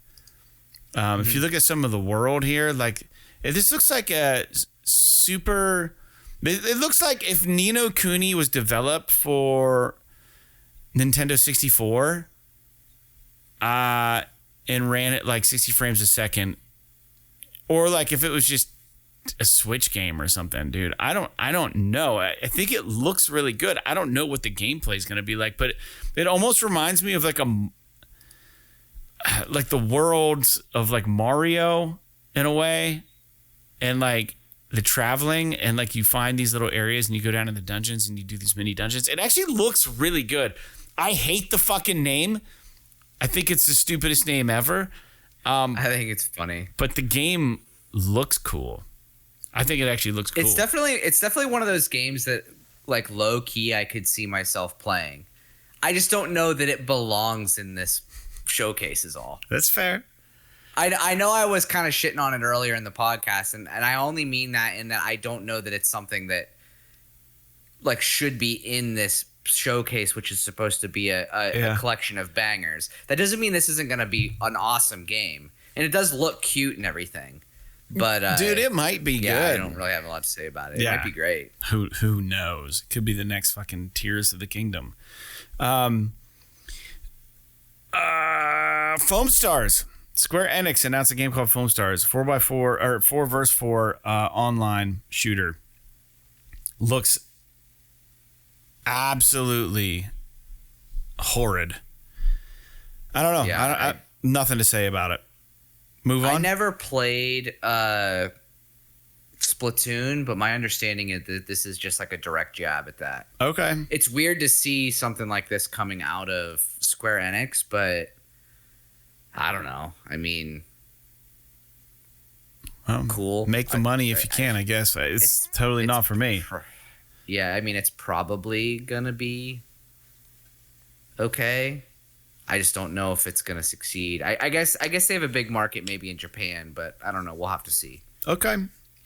The Plucky Squire is coming in 2023, and I don't remember what this was. What one was this? It looks cool. This is the one where it starts in the storybook. Oh, and yeah, and they crawl off the page and shit. And they crawl off the page, and it's got like different kind of platforming, different kind of like action RPG kind of mechanics, like Zelda-ish kind of stuff. It gave me just in terms of like the type of game it is, it gave me like Puppeteer vibes a little bit, just like in that, like what kind of budget / art space it's kind of residing in. So I definitely, at least as of right now, I'm definitely interested in playing this game. I think it looks cool. Like an old Japan Studios game or something. Yeah. All right. Yeah, it looked cool. I agree with you. It looks kind of nice. Tear Down, another game coming to PlayStation 5 in 2023. I believe this game's already out on different platforms and it's doing really well. It's just like one of those games. I don't know. It's got the Minecraft aesthetic, but it's also like all about wrecking shit. It looks like almost like a Burnout game, but it's in like fucking Minecraft blocks. I don't know. It's weird. Yeah. Let's get Apparently it's already out on PC and people like it. Yeah. So the next new one, the big one that they showed, one of the big ones they showed was Konami remaking Metal Gear Solid Snake Eater. And it's called Metal Gear Solid Delta Snake Eater. And it's coming to PS5, Xbox Series, and PC via Steam. And apparently they also announced a collection of the original 3 Metal Gear games also coming. And the game remake is coming to life as Virtuos help Konami with the project. Virtuos worked on some other remakes and did a pretty well job. So, yeah, I think they worked on the Horizon. They did something for Horizon. Obviously, it wasn't a remake, but I can't remember what they worked on with. Maybe it was the PS5 port or something. Yeah, Virtuous worked on that. But yeah, so that's kind of how they worked on the Outer Worlds. What else do they have on their website here? I'm looking right now. Unlimited Horizon. They've worked on the Callisto Protocol. They've worked on Call of Duty Modern Warfare. So they're a pretty well-established studio. But they're going to be helping Konami out with this. This trailer was kind of cool, but again, it's just cinematic. So we also don't have a release date on this. It's just a cinematic trailer, man. And it was kind of cool to see Snake, but it's kind of a lackluster reveal for me. You know, I don't know. I'm not a huge Metal Gear dude, but I do like it. But at the same time, a lot of cinematic trailers during this showcase, Sony. Jake. Yeah. What can you say? I mean, everyone's excited for this. Everybody wants to see it. But we didn't get anything but cinematics and a little bit of music, which is cool. They did have the Metal Gear Solid 3 kind of song in it, which is awesome. So they're really playing up that it's going to be a remake, but I want to see what this remake actually looks like. I've got a lot of anticipation for this because I never actually played Metal Gear Solid 3 all the way through. Mm-hmm. So I'm excited for it, but we really didn't get a whole lot. I was expecting to see maybe a little bit of gameplay or something, but we didn't get any of that, just cinematics. Dude, this next one looked really cool to me. It was called The Towers of Agazba, coming in 2024 to PS5. There's a big thing on the PlayStation blog about a lot of these games. And it just says, maintain the balance between nature and civilization while restoring the land of your people. Open world builder games are amazing, aren't they? This is from PlayStation blog, aren't they? We definitely think so, which is why we set out to reimagine the genre. We fantasized about a game where you could shape the towns and the environments you encounter, a game where you don't just experience pre-designed creations but become the creator yourself. This sowed the seed for our studio's very first game. This is from Dreamlit Studios, and you can build settlements and grow ecosystems, and it's like all in a fantasy world. The weird thing that I saw in here is that like there's a lot of like really, really big creatures in this world also, which I love that, getting dwarfed by like huge. And of course, every game, Horizon has done it. This game's doing it. Kena didn't do it, but I think the one that you liked a lot around the time I was playing Kena, Immortals Phoenix Rising might have done this, where you get like the fucking glider and you can jump off close and glide around. Oh yeah, it's very Zelda. Yeah. Every game is doing this, so that's part of this game too. Transportation, but some underwater shit that looked really, really good in this game, and some dinosaurs, Triceratops. It looks really good to me. I don't know that it's a game that genre that I'm interested in, but visually it spoke to me. It looked really kind of thought out and flushed out, and the graphics look good, and everything they showed looked really nice. Jake? Yeah, I think it looks interesting. It looks maybe like a world builder, like God Sim kind of thing, and the scale looks impressive. It looks interesting, running around your creation, and maybe some of the things that you're able to make, if you're able to make these big creatures or kind of mold the world so that they can exist with you and stuff. I don't know. It looks like it would be awesome just to build these worlds and just kind of run around in them. I'm excited to get a little bit more context on what that actually means from moment-to-moment gameplay, though. Yeah. And then we got the Final Fantasy Salvation trailer, which just came out. And hold on one second. I'm going to turn off the volume, but I want this to play while I'm looking at it. Dude, I'll say this. This game's coming out next month. Everything I've seen about Final Fantasy 16, to me, has gotten me hype on this. But when this trailer came out, I was like, I don't even know if I'm interested anymore. Like, there's something about this trailer, dude, that looked pretty garbage to me. I just glazed over when it came on. I mean, they've showed so much Final Fantasy 16 at this point that I'm just like, it is what it is. I don't know. I don't need to see it anymore. So I honestly don't really have any opinion on it, because I just kind of, as soon as it came on and I realized, I heard the music and I was like, oh, this is Final Fantasy, I just glazed over until the next trailer. So I don't even know what I saw, to be honest with you. Yeah. Dude, there's something about it that, like, I like everything we said about Final Fantasy 16 earlier in the show, about it it's like a standalone game and all this shit, but like, I've never been excited about a game and then watched probably the last trailer before it comes out and be like, And like, it didn't support my excitement, and it didn't like make me more excited for it. It just kind of took a little bit of it away. And I was like, that was a really weird feeling. And I don't know why it did that to me. I think you maybe were just in a weird headspace when you were watching it. I don't know that it was really that bad. I think it's just, dude, it's just kind of like, I think it's just people are just tired of seeing shit. Yeah. So maybe, dude. I don't know. Alan Wake 2 gets announced, and it's coming out October 17th, real soon. And not announced, it's been announced, I believe. But it's going to be a digital-only release so that they keep the price down. It's going to be $60. I'm okay with all of that. Jake? For Alan Wake 2? Yeah.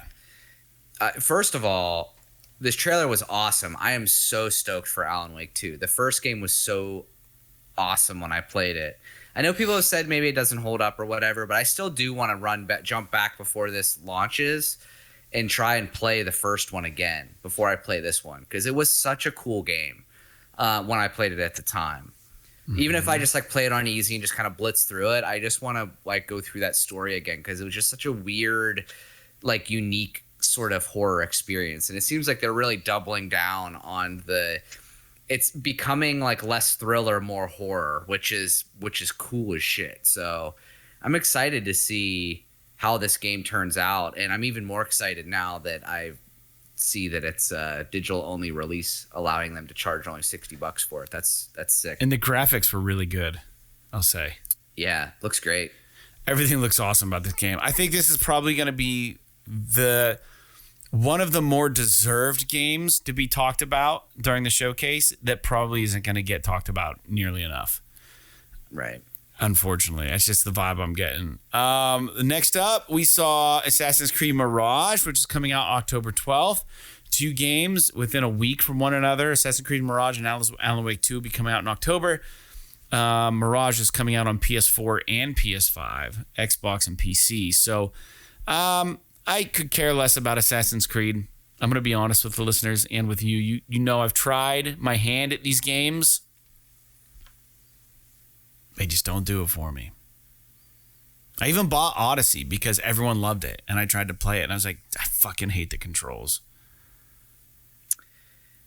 Yeah, but there's something about this trailer where I was like, oh, they are going back to the fucking OG formula. Like, it looks like the first Assassin's Creed game. And to me, that's cool. Like, I'm happy for those fans. I don't know if I, like you're talking about, if I can tolerate the controls, but we don't really know how it's going to control yet. We just know that it looks like the old game. So, maybe they'll change it up a little bit. Maybe it'll be exactly the same. I don't know, but I'm excited that they kept to their word, and they are, in fact, it seems anyway, they're going back to what people used to love about the original, like the first few Assassin's Creed games. And I remember when the Assassin's Creed 1 came out, it was like a revelation. That game was fucking wild. I just remember sneaking around, killing people, and then climbing up on these towers and diving into these bales of hay and shit, and like piles of hay. And I never played it all the way through, but I just remember this is like fucking cool. Yeah. So, I don't know.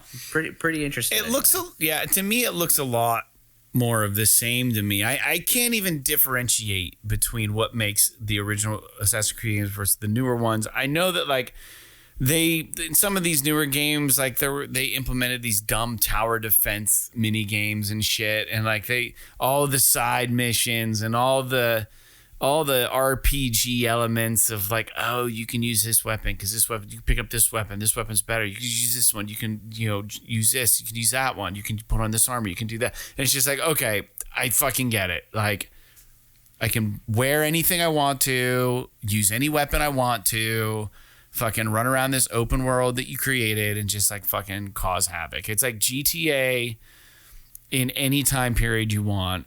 And it's just like the story, even though everyone says that the story is interesting and cool, I don't know. Maybe people can fucking tell you what it's about. Like, I just know the Artemis exists and you go in it and then like it takes you back in time. You embody these people. It's just so fucking confusing, man. Like, it's just like they need to get off. I know they have this huge mission with Assassin's Creed right now, and they've got all these mile markers they're going to hit with all these different games and stuff, dude. But I couldn't give less of a fuck about it. Like, honestly, I'm just so over Assassin's Creed, dude. Yeah. All right. That rant That's over. Fair. The Glorious Society announced Revenant Hill for PS4 and PS5.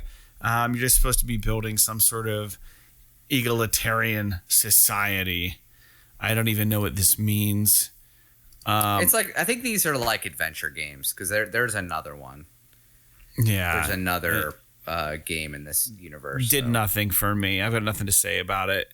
Grand Blue Fantasy Relink coming winter 2023. I've never played any of the Grand Blue games. I know that people like them. They look cool, but I don't know anything about it. I'm getting major. If you go to the PlayStation blog and you look at some of these character artworks, it's got to be pretty much the same artist for Valkyria Chronicles that is making these character art things. I mean, it looks, at least the color, I don't know. It looks very Valkyria Chronicles, and I know it's not. But like towards the bottom of the PlayStation blog, they tell you like Zeta and Vazaraga. Like, those look straight up out of Valkyrian Chronicles. All right. Anything about Grand Blue Fantasy Relink, Jake? No, looks like a JRPG I probably will never play. Yep. Street Fighter got another trailer. Street Fighter 6 moving on. Ultros, action-packed, loop-based adventure. PS4, PS5, PC through Steam. And man, this game looks so fucking cool. I just wish that they would cut it out with this loop shit. Like, just let me play a fucking game. I'm sorry that you don't want to make more than one level and you want me to play it 9,000 times to get my hours up. Just let me play the fucking game start to finish. Now, if it's not like this super hard shit, then okay, maybe I'll still like it. But I think that it looks awesome. I'm just disappointed that it's a roguelike. Yeah, I guess maybe maybe it's not a roguelike, but it says it's a loot-based adventure, so I really like the color scheme, dude. Yeah, it looks fucking dope. It's just so they could have went with like drab colors and it would look like every other Metroidvania, but they went with this really fucking colorful scheme on this game, and I approve. But yeah, I'm not playing any fucking looped game. It was so funny when I watched this and this trailer came up. I was like on the edge of my seat. I'm fucking stoked. I'm fucking stoked. I'm fucking stoked. And then the last shot is the same as the first shot where he's like waking up and starting his mission over again. I was like, fuck, it's a roguelike. Thanks, Returnal. No, I'm just kidding. The Returnal wasn't Returnal's awesome. Yeah. But yeah, anyway, moving. All right, Tower of Fantasy. Tower of Fantasy is a cyberpunk open world RPG. PS4 and PS5, summer 2023. It's already available on PC. I don't know how it's doing. Just some more fucking gobbledygook. Like, I don't even know what this is. Like, what is it? Like, it's just like fucking... I don't know, man. Nothing about this says buy me or play this. You know what I mean? The only thing that's semi-cool about it is like the weird Tron moments where you're on like a fucking motorcycle. I think it's like it looks a lot like Genshin Impact, to be honest with you. Like maybe there's some differences in like, oh, these guys have mechs and shit like that. But it's another Chinese developer, if I'm not mistaken. And I think it might be like in that kind of realm. So I don't know. That doesn't mean that it's bad, but I will be interested to see if this is going to be... Do we know if this is free to play? It doesn't say. Interesting. Dragon's Dogma 2 was the next one? Yeah. I don't know. Looks cool. I didn't play a lot of the first one. I played it a little bit, but I wish I'd played it a little bit more because I know people really like it. So I'd be interested in seeing more about this for sure. I mean, it looks pretty decent, I suppose. Yeah, it's 17 plus, they're thinking, so it's going to be pretty mature. It's got like that fantasy fucking shit to it, you know, people with lions faces, people with lion faces. I mean, that is real. There's like lion face characters. There's like ogre, beast characters, troll characters, fucking wizards, knights, spell casting, fucking Medusa shit. I mean, it looks cool as fuck. But like you, man, I've never played Dragon's Dogma. I don't know. It's a single-player narrative-driven action RPG. It challenges players to choose their own experience from the appearance of their arisen, their vocation, their party. How to approach different situations and more. On your journey, you'll be joined by pawns, mysterious otherworldly beings in an adventure so unique you will feel as if accompanied by other players while on your own adventure. Wow. I don't know. It looks cool. Yeah, dude. I'll be interested to see more on it probably. It's a video game. Five Nights at Freddy's, Help Wanted 2, coming to PSVR 2 in late 2023. We get a little bit more on that. I think we knew that was already happening. My prediction, next showed up Resident Evil VR mode for Resident Evil 4. We get its first trailer. It's going to be free DLC for the base game, which is awesome. The Capcom seems to be doing this with all their Resident Evil shit. It's just like, yeah, if you have the game, here's free VR shit for you. Yeah, it looks awesome. Arizona Sunshine 2 looks really fucking cool. Did you see this? Yeah, I did. This looks good. This looks like a buyer for me. Fred. Huh? Fred. His friend Fred. Oh, yeah. My name was all over this trailer. I think they're subliminally speaking to me. Yeah, I just kept saying Fred. Yeah. Dude, it's a reveal trailer. This is our first look at this game. And it looked really good, dude. I didn't play the first I guess the first one was awesome. I never played it, but I guess it was one of the more popular games on VR. It was. Yeah, it really was. And I never played it either. I think there's a scene where he's holding zombie hands in his hands and he's like slapping zombies with dead zombie hands. And it's so fucking cool. And then he's holding like a face, a dead zombie head, and his tongue sticking out, and he's like moving the jaw with his hands. It's like, and it's like, it looks really cool, man. Something you could maybe get PTSD from, possibly. I have no clue. But it looks really good. So I hope it's cool, man. Arizona Sunshine 2. This was a nice little surprise. And again, like Alan Wake 2, probably a game that's not going to get talked about much, but looks really nice. A nice addition to the VR2 catalog. Crossfire Sierra Squad. New gameplay details, and that is coming to PSVR 2. This game looks good. If you're into that kind of thing, I think it's going to be better than that Pavlov game everyone was going nuts over. This looks more like my speed for doing like online shooting kind of games. And Jake, we don't know. I mean, it doesn't seem like we're ever going to get any kind of like rifle attachment for these games. But what was your take on this? Did you watch this? Yeah, it seems fine. There's like a million military shooter VR games, so I don't even know how to tell them apart anymore. Yeah, this one looks. I just like saw it. I was like, oh, this looks good, but I don't even know what fucking game this is. This could be like 5 different games. Could be Firewall. Could be Pavlov. Could be Crossfire. Yeah, I thought it looked nice. Something about this game. Yeah, I saw it. I was like, oh, this is probably an update for whatever game. Firewall and then it Ultra. came up and it was like came up and it was like, oh, it's a game I've never heard of before. I was like, okay, well, yeah.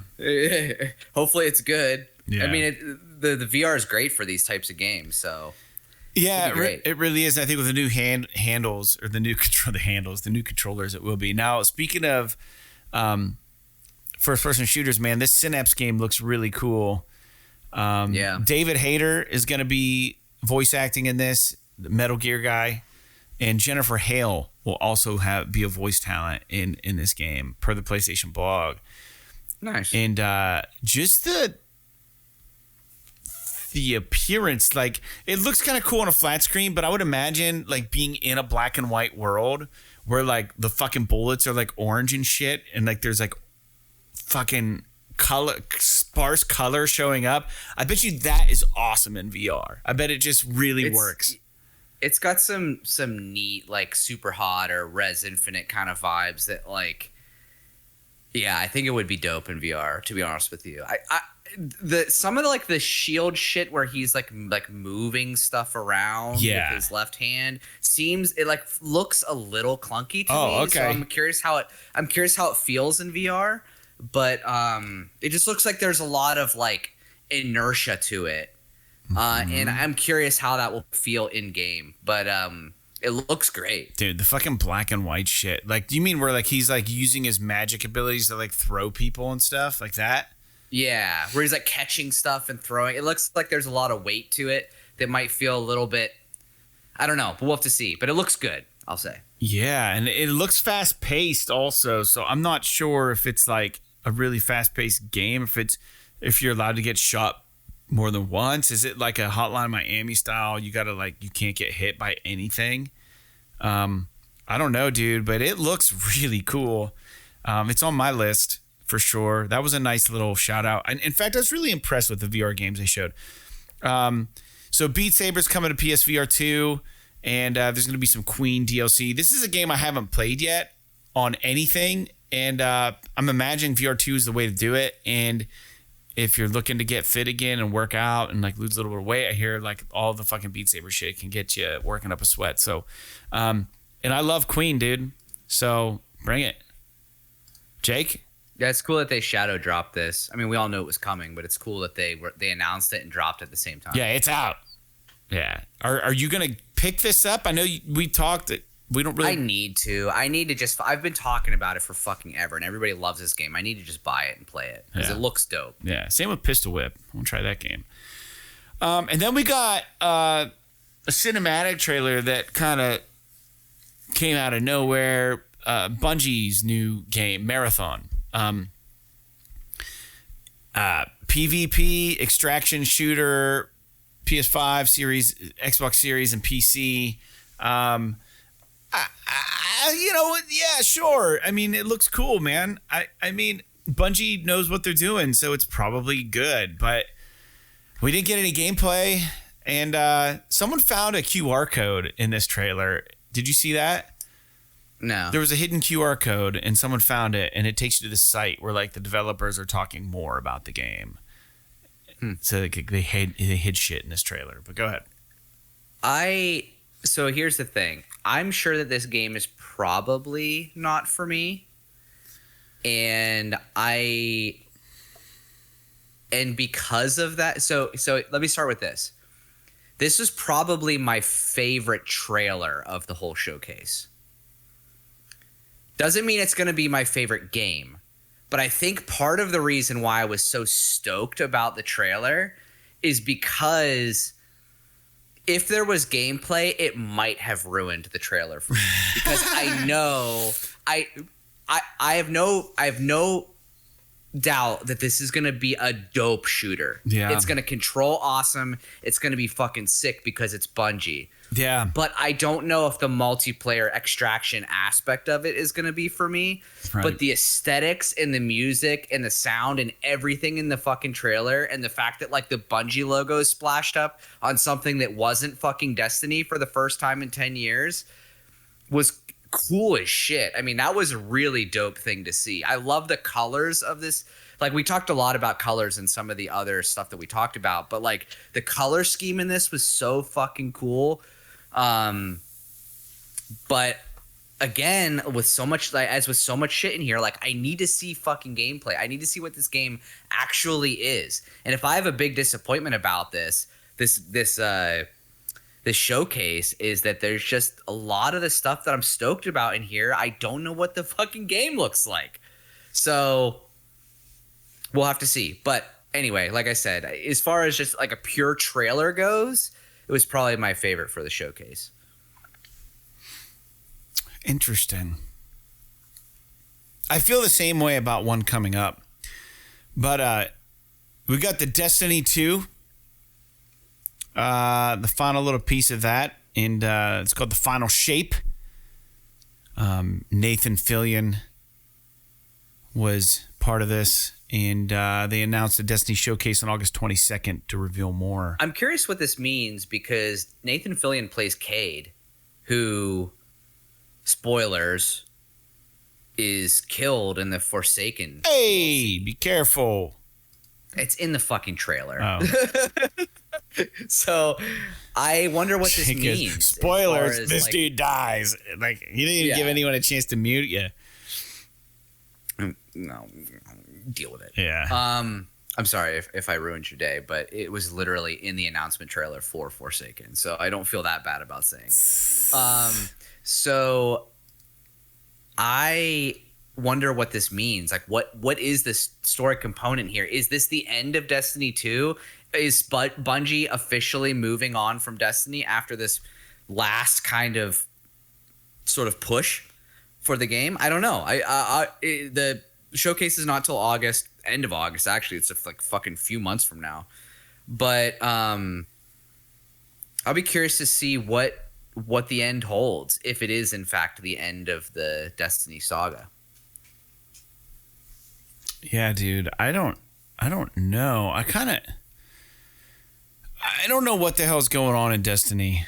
So I can't even feign to care. Like, I think the game's awesome. If you don't stick with it, you don't know what the fuck's going on. It plays, I mean, that's all there is. Yeah, it plays super well, and it's so pretty, and it's such a fun game to jump into. But I need to have some context, and when you don't have it, it's just like, this all looks awesome, but I don't have the time to invest in this. I'm sure people are just going nuts about it, though. The next one I think is the probably my favorite trailer, and it's the first party Firewalk Studios game Concord, coming to PS5 and PC in 2024. Now, Concord, on the YouTube video posted by PlayStation, it says, introducing Concord, a new PvP multiplayer first-person shooter from Firewalk Studios, launching on PS5 and PC in 2024. This trailer doesn't explain anything. It's just this fucking spaceship careening through the atmosphere. And you can only imagine it's traveling faster than the speed of light. And there are plants inside that are like shaking with the thing, and there's, you know, all this stuff like sci-fi guns and bullets, and then maybe not sci-fi, and then there's an open locker with like this bullet hanging from a chain, an old vending machine, and then it shows this like hamburger thing just jiggling inside the locker. But also inside there is like candy wrappers and like stuff that looks like was from another time period. Like the thing holding the burger is made out of styrofoam, like the old McDonald's or Burger King like containers, and the old candy wrappers, and like it just shows this guy zooming through what I think is faster than the speed of light. So it says it's a PvP multiplayer first person shooter, and the text and the colors they're using seems like kind of 70s. Like I love the color. Like I'm just like, dude, is this a time travel shooting game? Like where like you can go to different eras, like the maps are all different eras or some shit, or like, you know, futuristic shit, and then you go to like I don't know what it is. They don't really explain it, but the title Concord is awesome. The logo looks fucking rad. It looks like old Atari shit. And just trying to like make sense of what this trailer's trying to tell us. It looks like, I mean, could it be a time travel space PvP game? I don't know what it is. Yeah, I don't know. That's strange. It looks cool though. The trailer looks cool, but again, what is it? Who knows? Like, what is the theme? Like, what's the theme? I want to know what the theme is. Are y'all just like space stars or something? Like, I don't know. But I'm really fucking interested in Concord now. We got a Gran Turismo movie trailer. I thought we might get something. We did. And then they went in to talk about Project Q, which is what they're calling the streaming thing, right? The streaming handheld. An 8-inch screen, I believe they said it would have. No price point was given. We're going to see more about it in the future on the PlayStation YouTube channel. I'm trying to see. I thought it's like an accessory sneak peek is what they call it. Yeah. And the Project Q device for PlayStation games installed on your PS5 and streamed over Wi-Fi, plus our first official wireless earbuds offering lossless audio on PS5 and PC. More details coming in the months ahead. So we didn't get a whole lot about it, but it's like proof of life that these things exist, and they are working on them. So, Jake, any opinion about the streaming thing, Project Q? It's a weird name. Yeah, I mean, that's not going to be the final name, but I think it looks cool. It literally looks like just like somebody cracked a DualSense in half, spread the edges apart, and put a screen in the middle. Yeah. But it's a big ass screen. 8-inch screen is fucking huge. So, and it seems like it's meant to be used on local Wi-Fi. Like it's not going to be like a remote streaming thing. Just why you guys are taking shits. I don't know. Whether or not I pick this thing up is solely going to boil down to how much does it cost. Because if it's not super expensive, I could see myself having this thing to play some stuff in bed or whatever. But if it's like $400, no fucking way. There's no fucking way I'm buying this thing. Because I'm not going to... If I can't take it on the road with me, like, what's the point? I could just use my phone in bed if I want to. Every house already has like 5 TVs. Like if this was like $100, if this was like $150, $200, I'd consider picking one up. But we'll see. They say that the controllers are going to have all of the same features as the DualSense.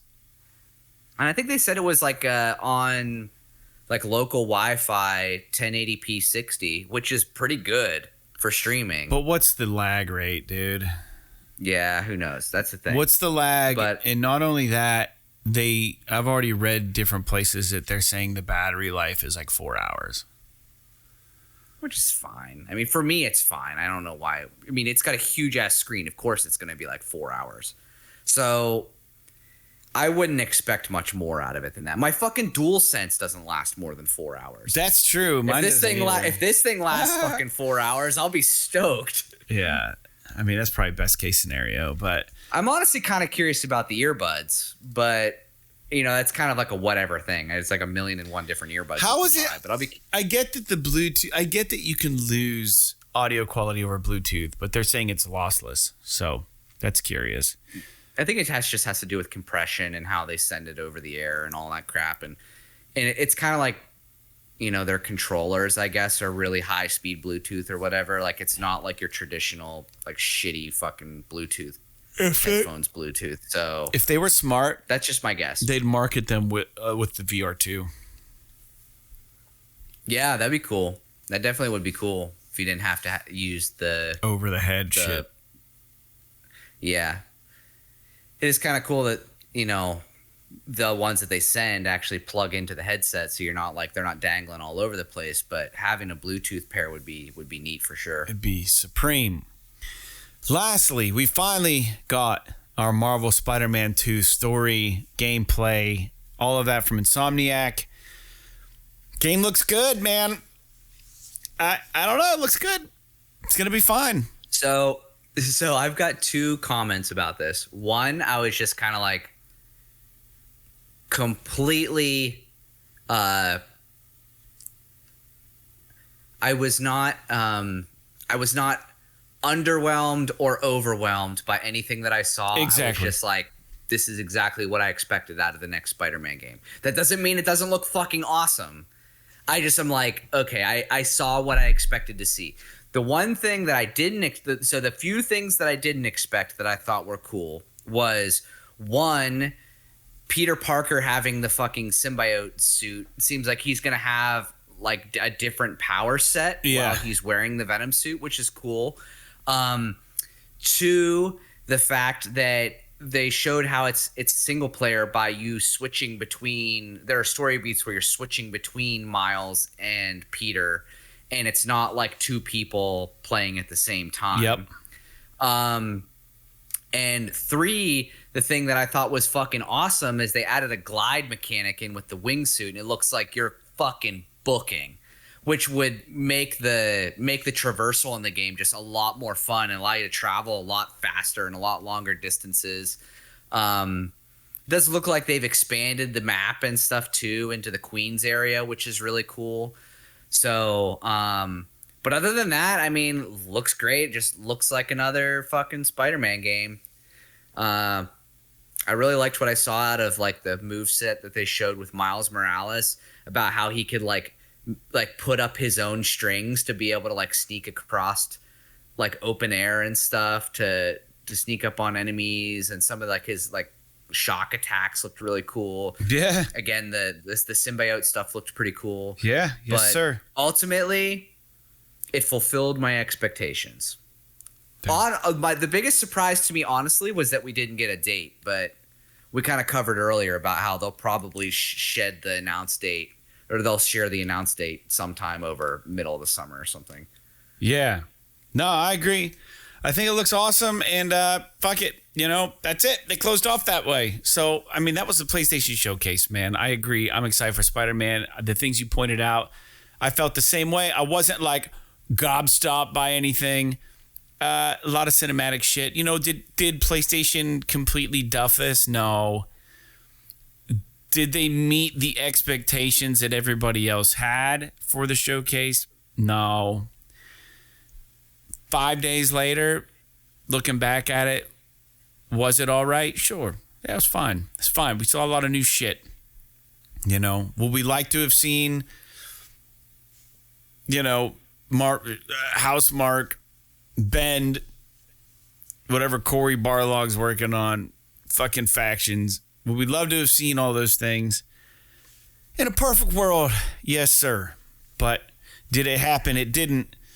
And I think we walked away feeling a little disappointed, you know. But ultimately, I don't think that the world's on fire and PlayStation are still dominating. But they didn't, like you said, Jake, they didn't. I think this could have been 5 games shorter, even 10 games shorter. They could have not called this a showcase and called it like a super state of play. I don't know. Yeah, it's one of those things that I think when I first watched it, I was like, oh, that's kind of okay. But after a couple days, I was like, it actually was pretty good. I think it's just, you know, the expectations get the better of us, and I think we need to just reflect on that a little bit. Go back through, rewatch some of the trailers, realize that it actually is a pretty good showing. I just wish that they had shown honestly, if they had just of the things that they had, if they had shown more, like if we had like half of the games that we got cinematic trailers for, if we had gotten gameplay for them, I think that we'd have a different conversation here. Like if you had gameplay of Snake fucking sneaking around, just, you know, murking guys in the fucking jungle, like real gameplay and stuff. Same thing with Marathon, I think is a little too early.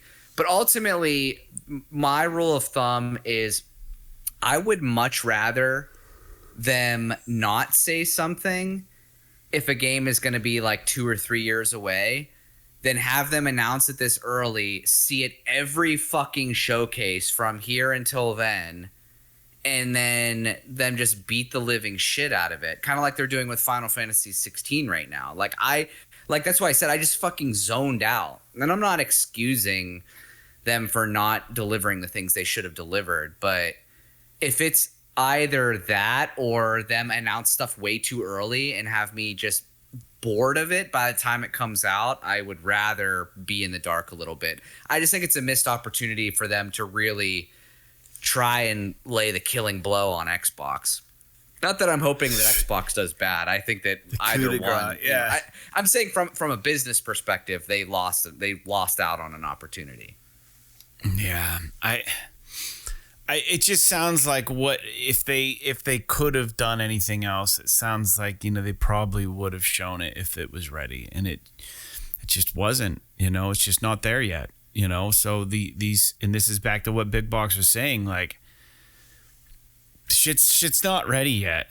So, you know, should they have not called it a showcase, or should they have just rolled these out in smaller state of plays over the year? Or I don't know. What option do they have? There was a lot here, 34 games. So, I mean, and they had a lot to show, but not as much first-party shit as I wanted, which means that they're just holding their first-party studios to a high fucking standard, really, to me. I'm stoked about some of this stuff, though.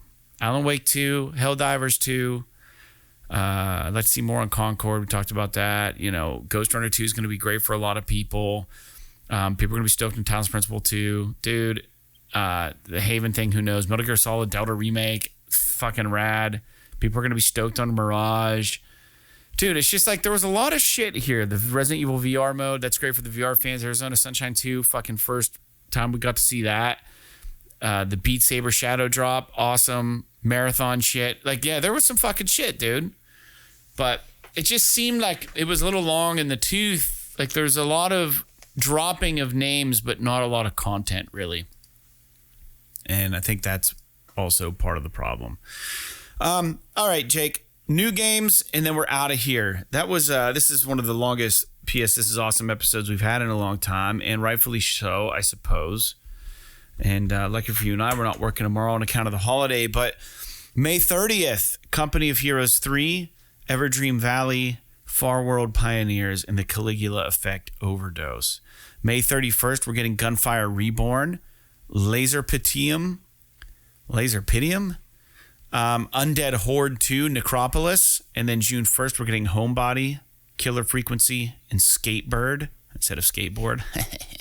June 2nd, we're getting EA Sports Super Mega Baseball, Shantae, Street Fighter 6 on June 2nd, and then We Love Katamari Reroll plus Royal Reverie. So those are your games coming out.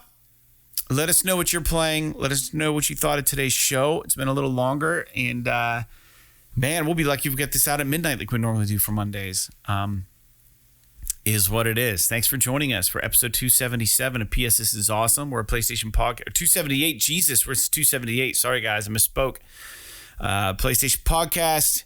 Thank you so much for being here today with us. Don't forget, we have a Patreon. If you support us at a $1 level, you sometimes get the episodes a little early. We don't promise it, but you will get a free sticker, and we'll give you a shout out and our eternal gratitude. Jake, anything before we leave? No, not really. There was one game that I kind of saw today that I thought was kind of neat. It came out this past week, called Miasma Chronicles. I don't know if you've seen this at all. Yeah, dude. It looks like it might be up your alley. Yeah. It's like fucking post-apocalyptic XCOM kind of meets Wasteland kind of thing. It looks great. So, and it's only $50. So people might want to check that out. I was just watching some gameplay on it before we started the podcast. And then I'm not going to get too deep into it because I don't want to stick around any longer because it's fucking late. But there were a few other games that Sony released trailers for on their YouTube just recently since the showcase that I thought looked cool. The three of them that I kind of picked out were this game called Bat Boy, another game called Chronicles of Two Heroes. Both of those are like 8-bit, 16-bit side scroller fucking action games, kind of like Ninja Gaiden or something like that. And then there was another game called Days of Doom, which almost looks like something made by the guys that did Darkest Dungeon, but like not like that gothic dark style. Like it's something a little bit more, I don't know I want to say lighthearted, but a little bit less dark. I like how it's called Days of Doom, and you're like, it's like not as dark as Darkest Dungeon. I just mean like Darkest Dungeon is like you're getting diseased and fucking going insane and shit like that, and this is more like E is for everyone kind of themes, right? You're just like kind of trying to survive in the apocalypse. It's more like if I would say like it's more along the lines of like a Steam World kind of Mad Max shit. Yeah. So anyway, I just wanted to throw that out there. But if anyone's interested in those games, I'm looking at that right now. It does look cool. Yeah, dude. I just love the idea of like what you said. It just like it'd be like, yeah, there's this new band called like, Don't Get Burnt. Or maybe this new band called like, I don't know, Hellfire. But it's not like, they're not nearly as metal as like that band called, Subway. Or something stupid. Like it was like the names didn't quite jive. It's like this game called Days of Doom, but it's not like nearly as dark as Darkest Dungeon, dude. It's like Days of Doom isn't as. Yeah, dude, I love that shit. It's just so funny to me. All right, thanks for sharing that with everybody, Jake. Dude, I got a lot of fucking shit to do with this podcast to get it online here by Monday. So it is almost 10. It's almost 10:35 at night. So been a long episode. Thank you for joining us. And with all that out of the way, we'll see you next Monday. So like Marathon, Metal Gear Solid Delta Snake Eater, and Marvel's Spider-Man 2. P.S. This is awesome. This is awesome.